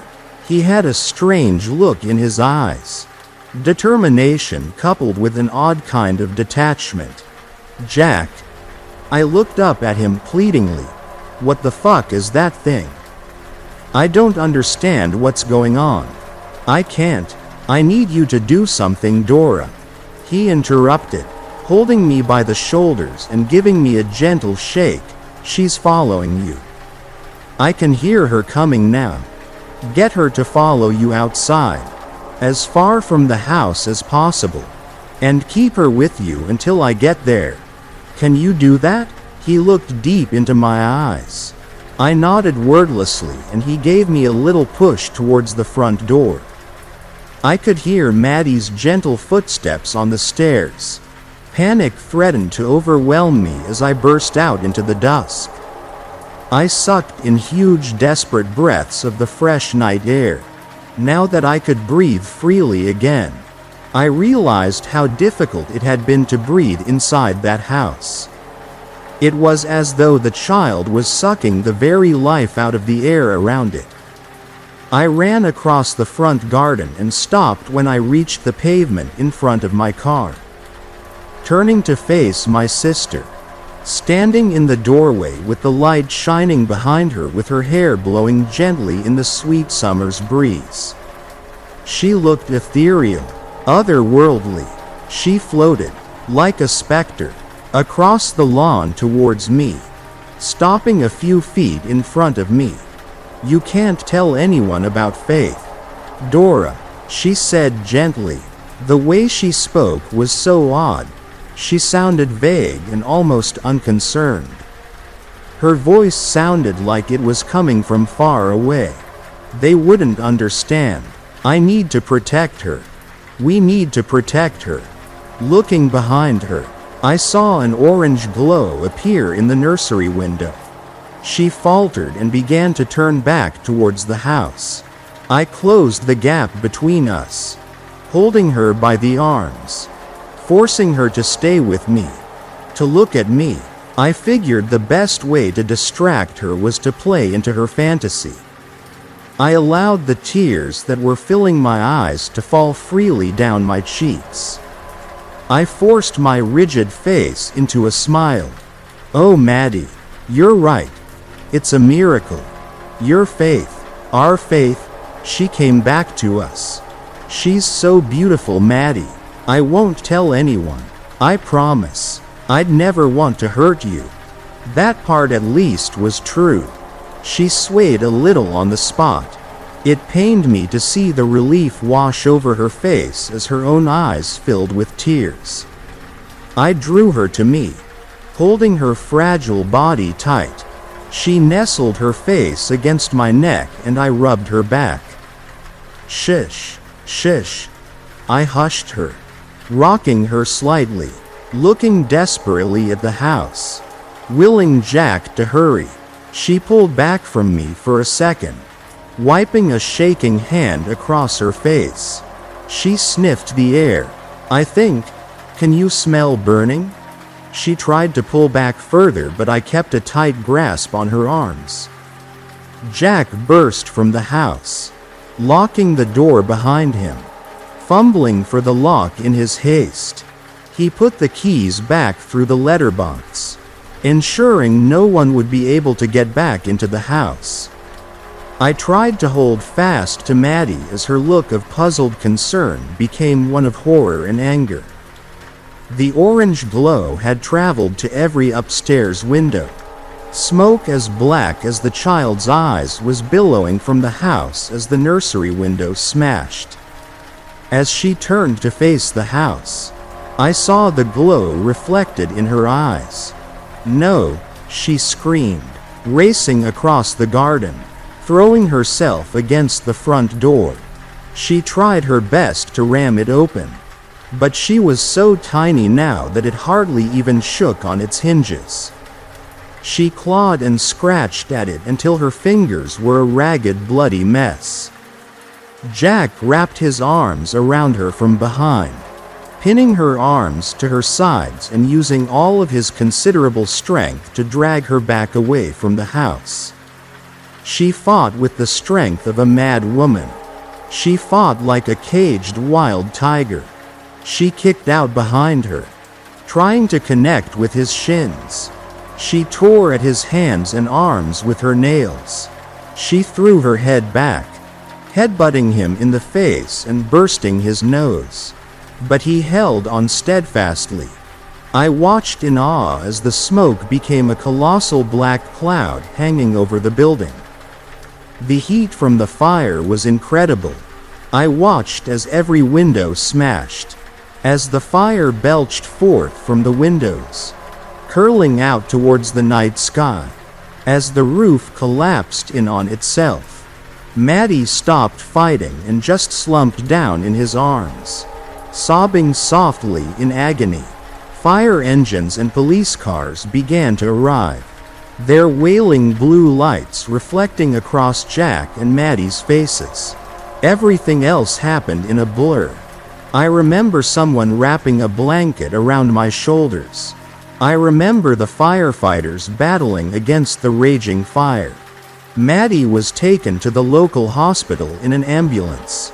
I was allowed to ride along with her. She lay with her eyes closed, tears carving out a path down the sides of her face in the soot and grime. She wouldn't open her eyes. She wouldn't speak to anyone. I had to answer most of the questions that the doctors asked about her age, her general state of health. I told them that she hadn't been in the house when the fire had started, but she had been close enough to it to have inhaled a considerable amount of smoke. After being checked over at the hospital and treated for mild smoke inhalation, Jack was taken to the police station and charged with arson.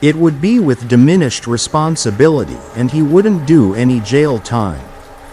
I prayed that this would be the case. Maddie had been mostly unresponsive since the day of the fire. I signed in at reception and made my way to her room. I spoke briefly to the nurse on duty and she told me pretty much the same thing that I'd been told every time I visited. They were having to spoon feed her to make sure that she ate. She spoke little and what she did say didn't make much sense. She alternated between wandering around the room aimlessly, humming to herself tunelessly, and sitting staring into space. My mom had brought her a few things from home, her childhood blanket, some photos, a rag doll that she'd had since she was a baby. She'd wrapped the rag doll in the blanket and was treating it like a child. When I arrived, a chill ran down my spine to see her. She was sitting in the chair with the doll cradled in her arms, just as I'd seen her do with the baby when I'd been at her house. I stayed for an hour, rambling on about nothing. She barely looked up from the doll and didn't really react to or acknowledge anything that I was saying. The nurse came in just after 8 p.m. to tell me that visiting hour was up and asked me to wind things up. I got to my feet wearily. I hated leaving her, but being with her was so difficult. This woman before me wasn't Maddie. She didn't even look like her anymore. She looked like a woman twice her age. Her hair had turned almost completely white. Her face was lined and haggard. She still had some wounds on her neck and arms. How could that be after 3 months? I suppose the infected ones would take longer to heal. I bent down to kiss her cheek. Her skin was cold and waxy. It had lost all the elasticity of youth.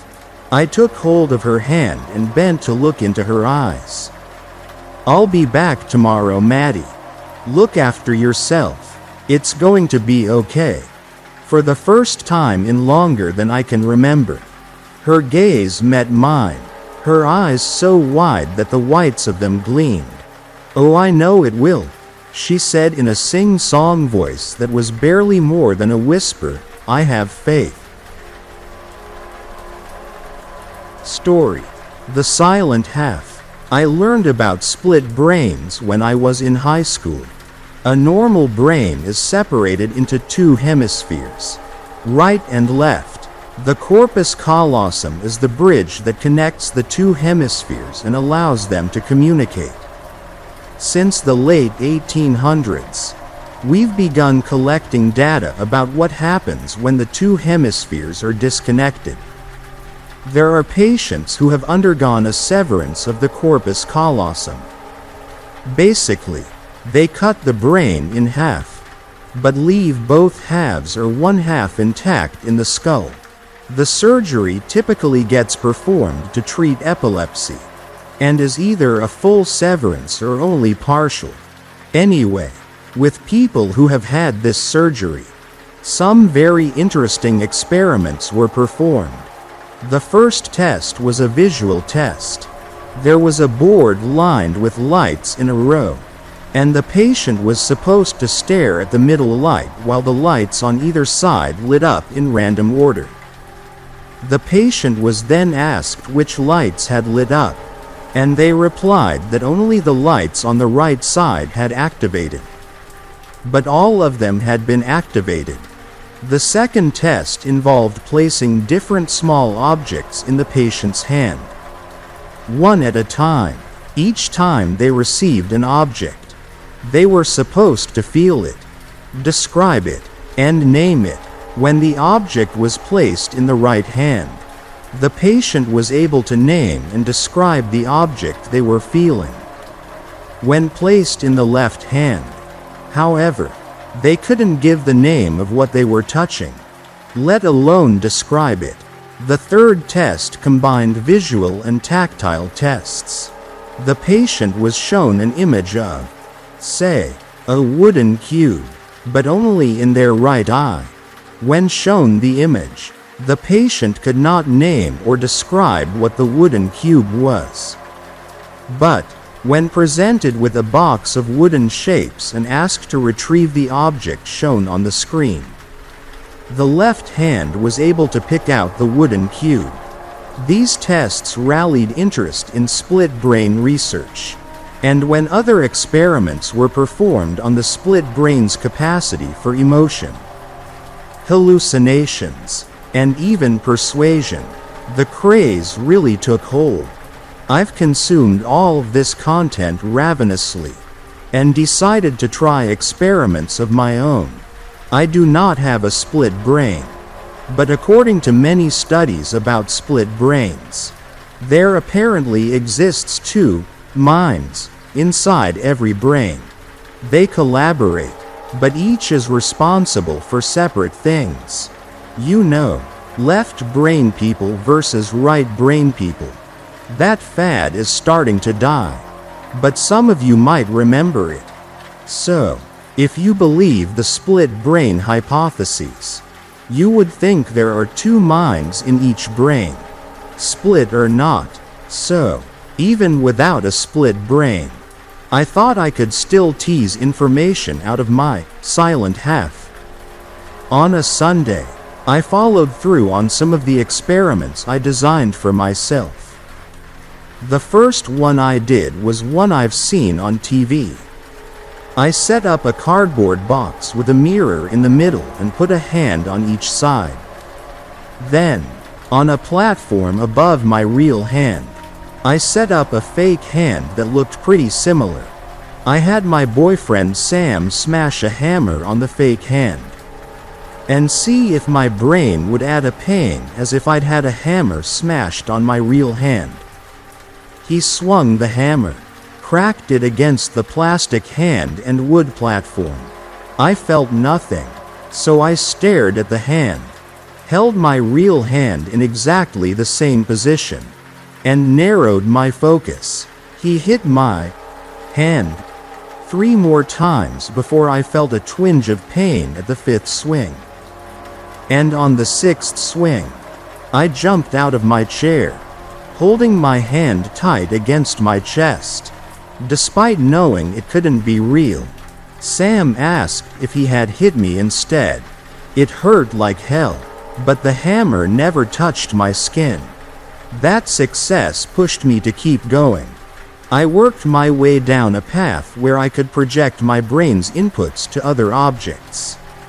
Instead of a hand, I put a rubber chicken down. After probably over 100 hits, I felt that pain again.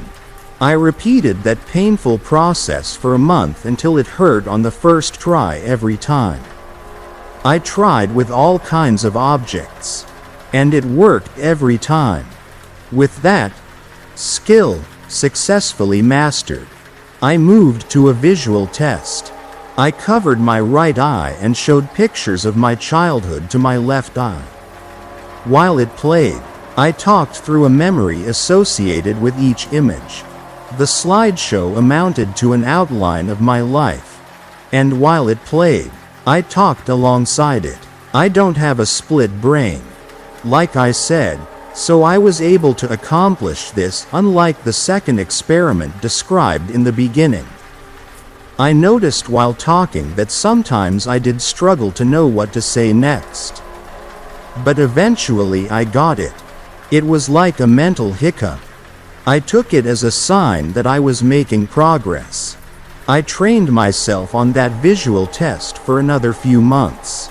I switched eyes, changed to a memorized script, inverted the presentation, and did any number of variations, noting my data each time.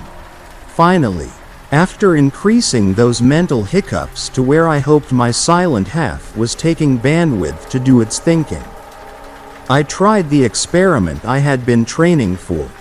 I sat at a desk with a cardboard box. It had 2 holes, one on each side.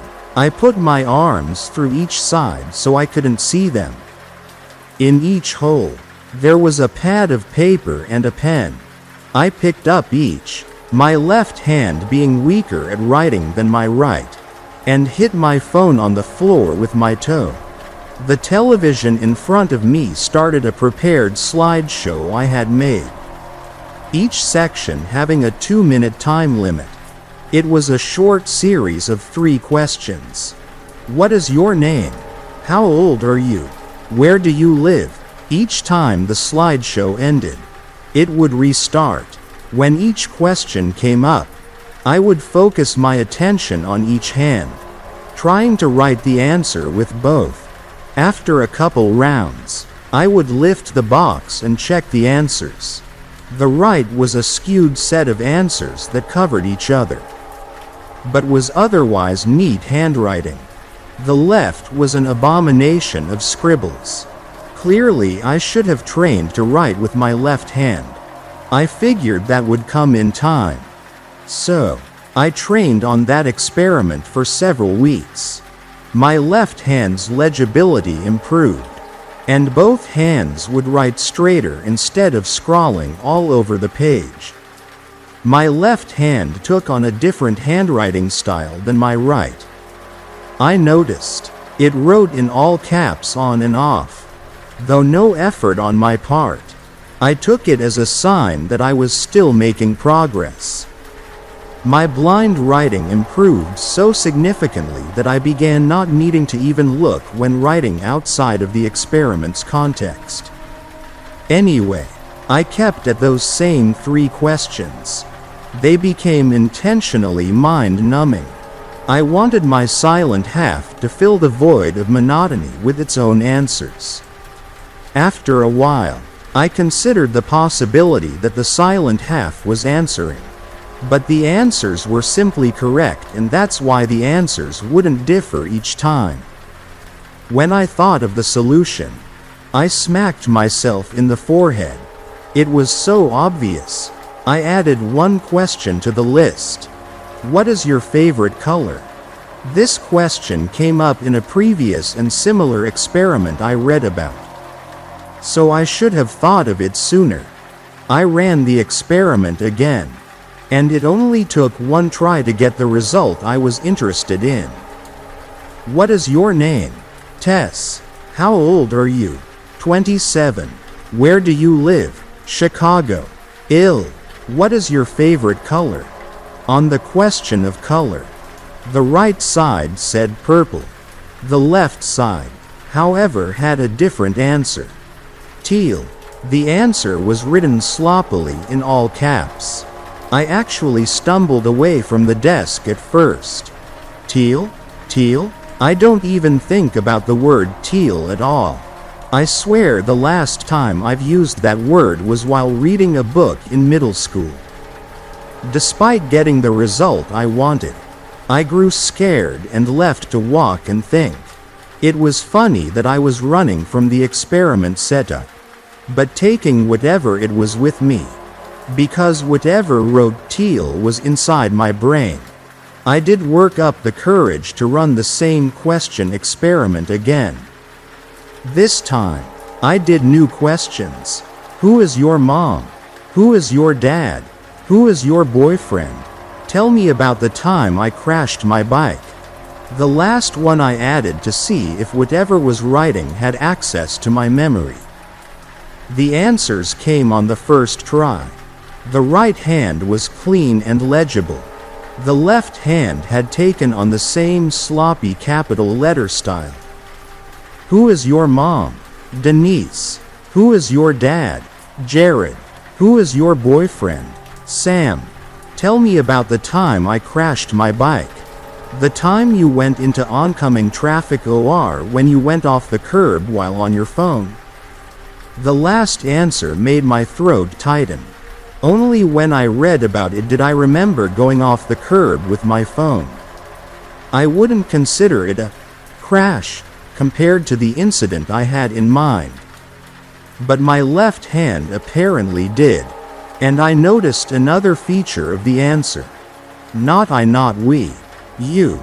I had confirmed it had access to my memories, both old and new. While all this was going on, I was showing Sam everything. He was interested, but I got the suspicion that he thought I might be faking some of these answers.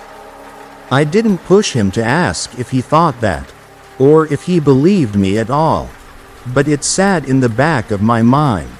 After some time, I came up with more questions I wanted to ask my silent half. What is your favorite food?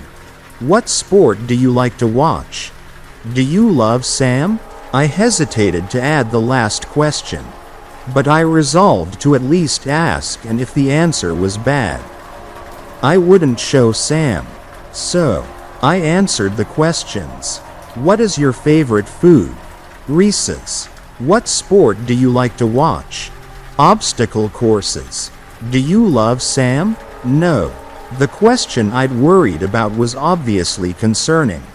The left hand even included the period, adding such finality to the answer. No. What do you do with that information? Some other part of you answers clearly that it doesn't love who you love. What should you do in that situation? How much do you think you would owe it to? Literally yourself. To find someone you both love? If you think of them as a separate person. Anyway, that answer and its implications haunted me for a while. Sam noticed the change, but I didn't tell him what it was. I played it off and gave myself time to think.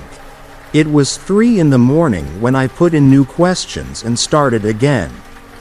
Sam's heavy breathing from the bedroom was broken only by the scratch of pen on paper as I answered the next few questions. Are you trapped? Do you hate me? How are you? My thoughts took me to a dark place of assuming my silent half was feeling stuck. Trapped. That by giving my silent half a voice, I'd awakened them to awareness of their situation. Perhaps I had inadvertently educated someone who didn't know any better before. Maybe they would blame me, or maybe they would thank me, if they knew all along, for giving them a way to vocalize their suffering. I was delusional with hypothesis and theory, despite having only asked 7 direct questions. These questions brought on many more. Are you trapped? No. Do you hate me? No. How are you? Concerned. I was surprised by the word chosen for its mood. I remembered the teal answer, and wondered if there really was more credence to the right half of brain being the creative one. Because, while I was writing with my left hand, it was actually my right hemisphere controlling that hand, since the brain's controls are inverted. I quickly edited the presentation, loaded the slideshow, and jammed my arms into the box. Why are you concerned? You are in distress. That's because I am also concerned. I am concerned about you and what these experiments have done to you. Do not worry. You don't hate me and you aren't trapped? No, I have freedom. What freedom? I hesitated pointing this out. What if it thought it was free, but realized it wasn't? I have an experiment for you. I sucked in a deep breath. What is the experiment? As I read the instructions, I grew more and more interested. I laid on my back on the floor, arms and legs spread slightly. On the right arm and right leg, I had tightened a tourniquet made from towels and a stick that Sam rotated to get them nice and tight. Sam, the ever-loving helper, taped the tourniquets in place and was on standby if I needed help. A knife laid within reach to cut the tourniquets in an emergency. I'd also covered my right eye with a band-aid as a makeshift eye patch. As instructed, all I had to do, according to my silent half, was wait. I felt my heartbeat pulsing in each limb that was blocked from blood flow. It was painful, but I made myself keep going for longer. I wanted to see this through. My right arm and leg suddenly grew cold. It was fast.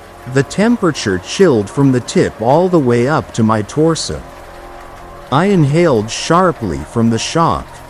Then, I looked over. My left hand was suddenly pushing against the floor. I gasped again, because my shoulders lifted and I was suddenly sitting up, and couldn't fully feel control over that process. Sam, who was watching TV, looked over. "Doing all right?" he asked. Before I could respond, the left leg curled under me while the left arm pushed again. Suddenly, I was up on one leg. The other leg drooped against the floor. Top of the foot against the floor. My right hand swung loosely in response to the movement. The left hand reached over and grabbed the thigh of my sweatpants and arranged the right leg correctly onto the floor. Sole down. Then, in a circular sway, my weight swung around to my right foot. Then back to my left foot with a swing of the arm to bring my weight around. What the fuck? It was so weird. I felt it happening, and imagined that it probably looked really stupid. And that was when I realized that I couldn't see anymore. My vision was black. "Whoa, you okay?" Sam's worried voice scared me. "Sam?" I said, or, at least, I thought I said. Half my mouth wouldn't move with me. My voice came out more like I was spitting. "Oh my God, are you having a stroke?" Sam sounded really panicked now. I tried to speak again, to cry for help. I was interrupted by Sam again. "Wait, what are you, wait. Hey, stop, Tess." I could tell I was moving, but not what I was doing. I'd lost all feeling in my right limbs, and the left limbs weren't sending me any signals. "Tess, stop, put the knife down.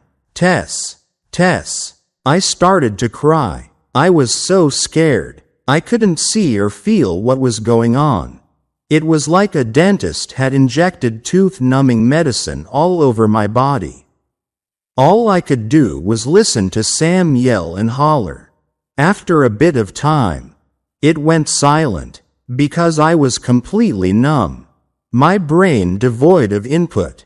I fell asleep, or passed out, whatever your brain would do if it stopped receiving any signals. I came to in the living room. My right arm and leg were free. The towels that once blocked the blood flow were in shreds around me. In the shreds was a bloody knife. The knife I'd kept nearby to cut myself out of the tourniquet in an emergency. My left eye was getting input again, but extremely fuzzy, like a bad signal on a TV. I reached up with my right hand, able to control it with some difficulty, and removed the eye patch on my right eye. I've never screamed so loud in my life. Blood, everywhere, all over the floor, the wall, me, the couch, and Sam. His mangled body drooped over the couch cushions. His skin was marred by gash lines and thin stab wounds. His face was an expression of terror. He'd died while screaming. I could see it in his face. His throat was slashed. I panicked, and flailed my way across the room, away from his body and out of the puddle of blood I'd been lying in. That's when I heard the distant sirens. Someone had called the cops. I froze. I curled into a ball and just stared at the fabric of the couch, memorizing the fabric pattern, glazing over the occasional blood spatter that stained it. There was no fight or flight response from me. It was just freeze, which is exactly what cops screamed at me as they burst into my house. They tossed me around and cuffed me. I fell into my similar trance, except I could feel everything in my body. I was completely in control, just numb. They tried and failed to get a confession or even an explanation from me.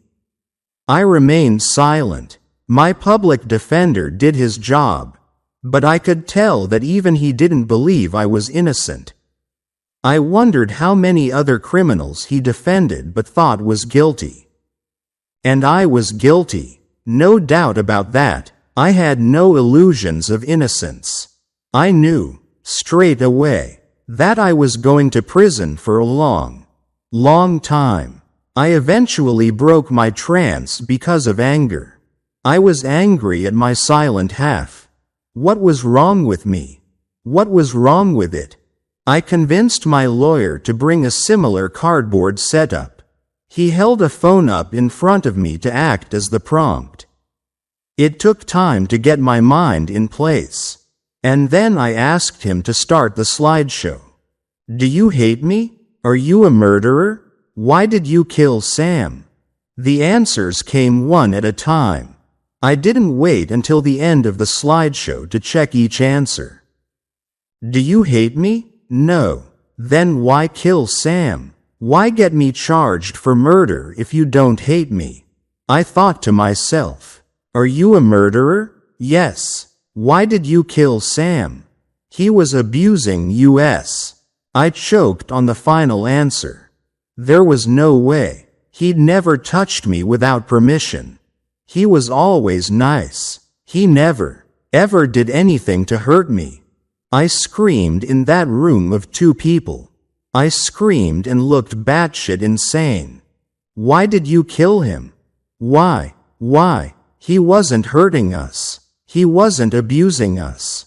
Over and over, wishing it could just answer vocally. Wishing it could speak and I could just scream at it. Then, in sudden clarity, I sat down. My lawyer had already left to get a cop. I snatched the pen in my left hand and started writing. If you don't hate me, why did you get me charged with murder? If he is abusing us, why couldn't we just leave? Sam is a terrible man. He is more two-faced than we are. He pretended to be good. The door opened, and two cops rushed in. Cuffs at the ready.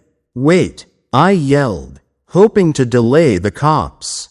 How is he terrible? What did he do? I shouted at my silent half, knowing now that it could hear me.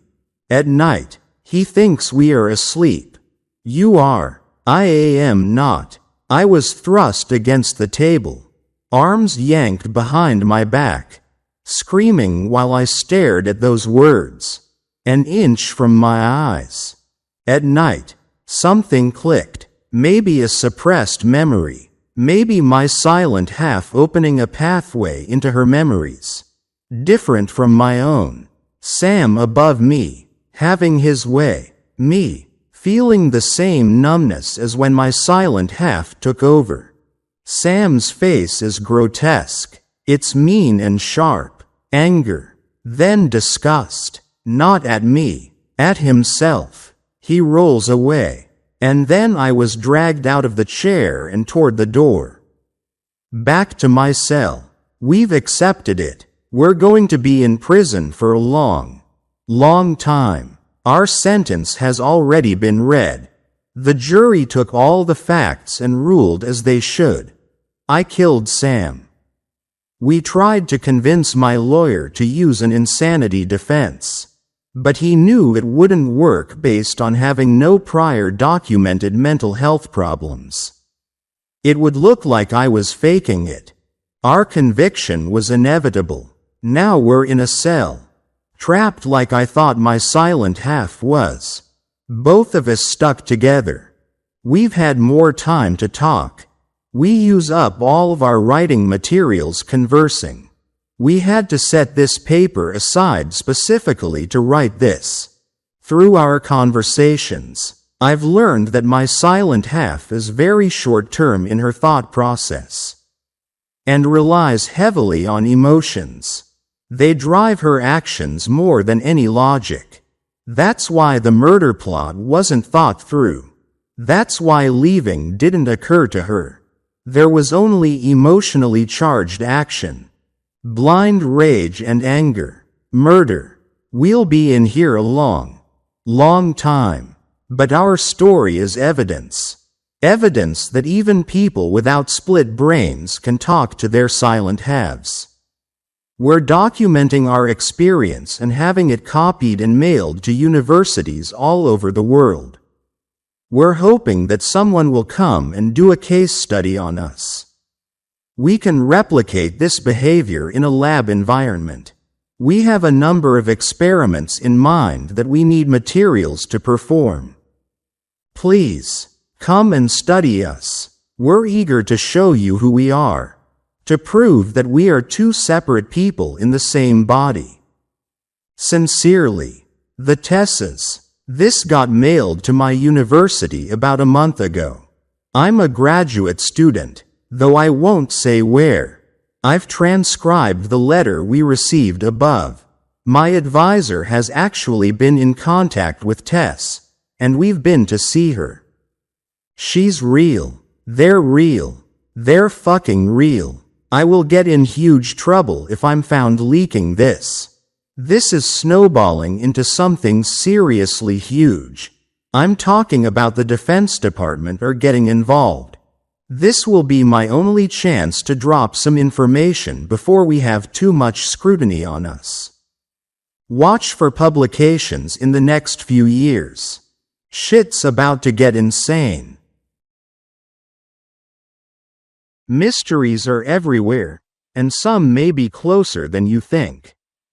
If you enjoyed this story, don't forget to like, subscribe, and turn on the notification bell so you won't miss the next mystery. See you in the next story.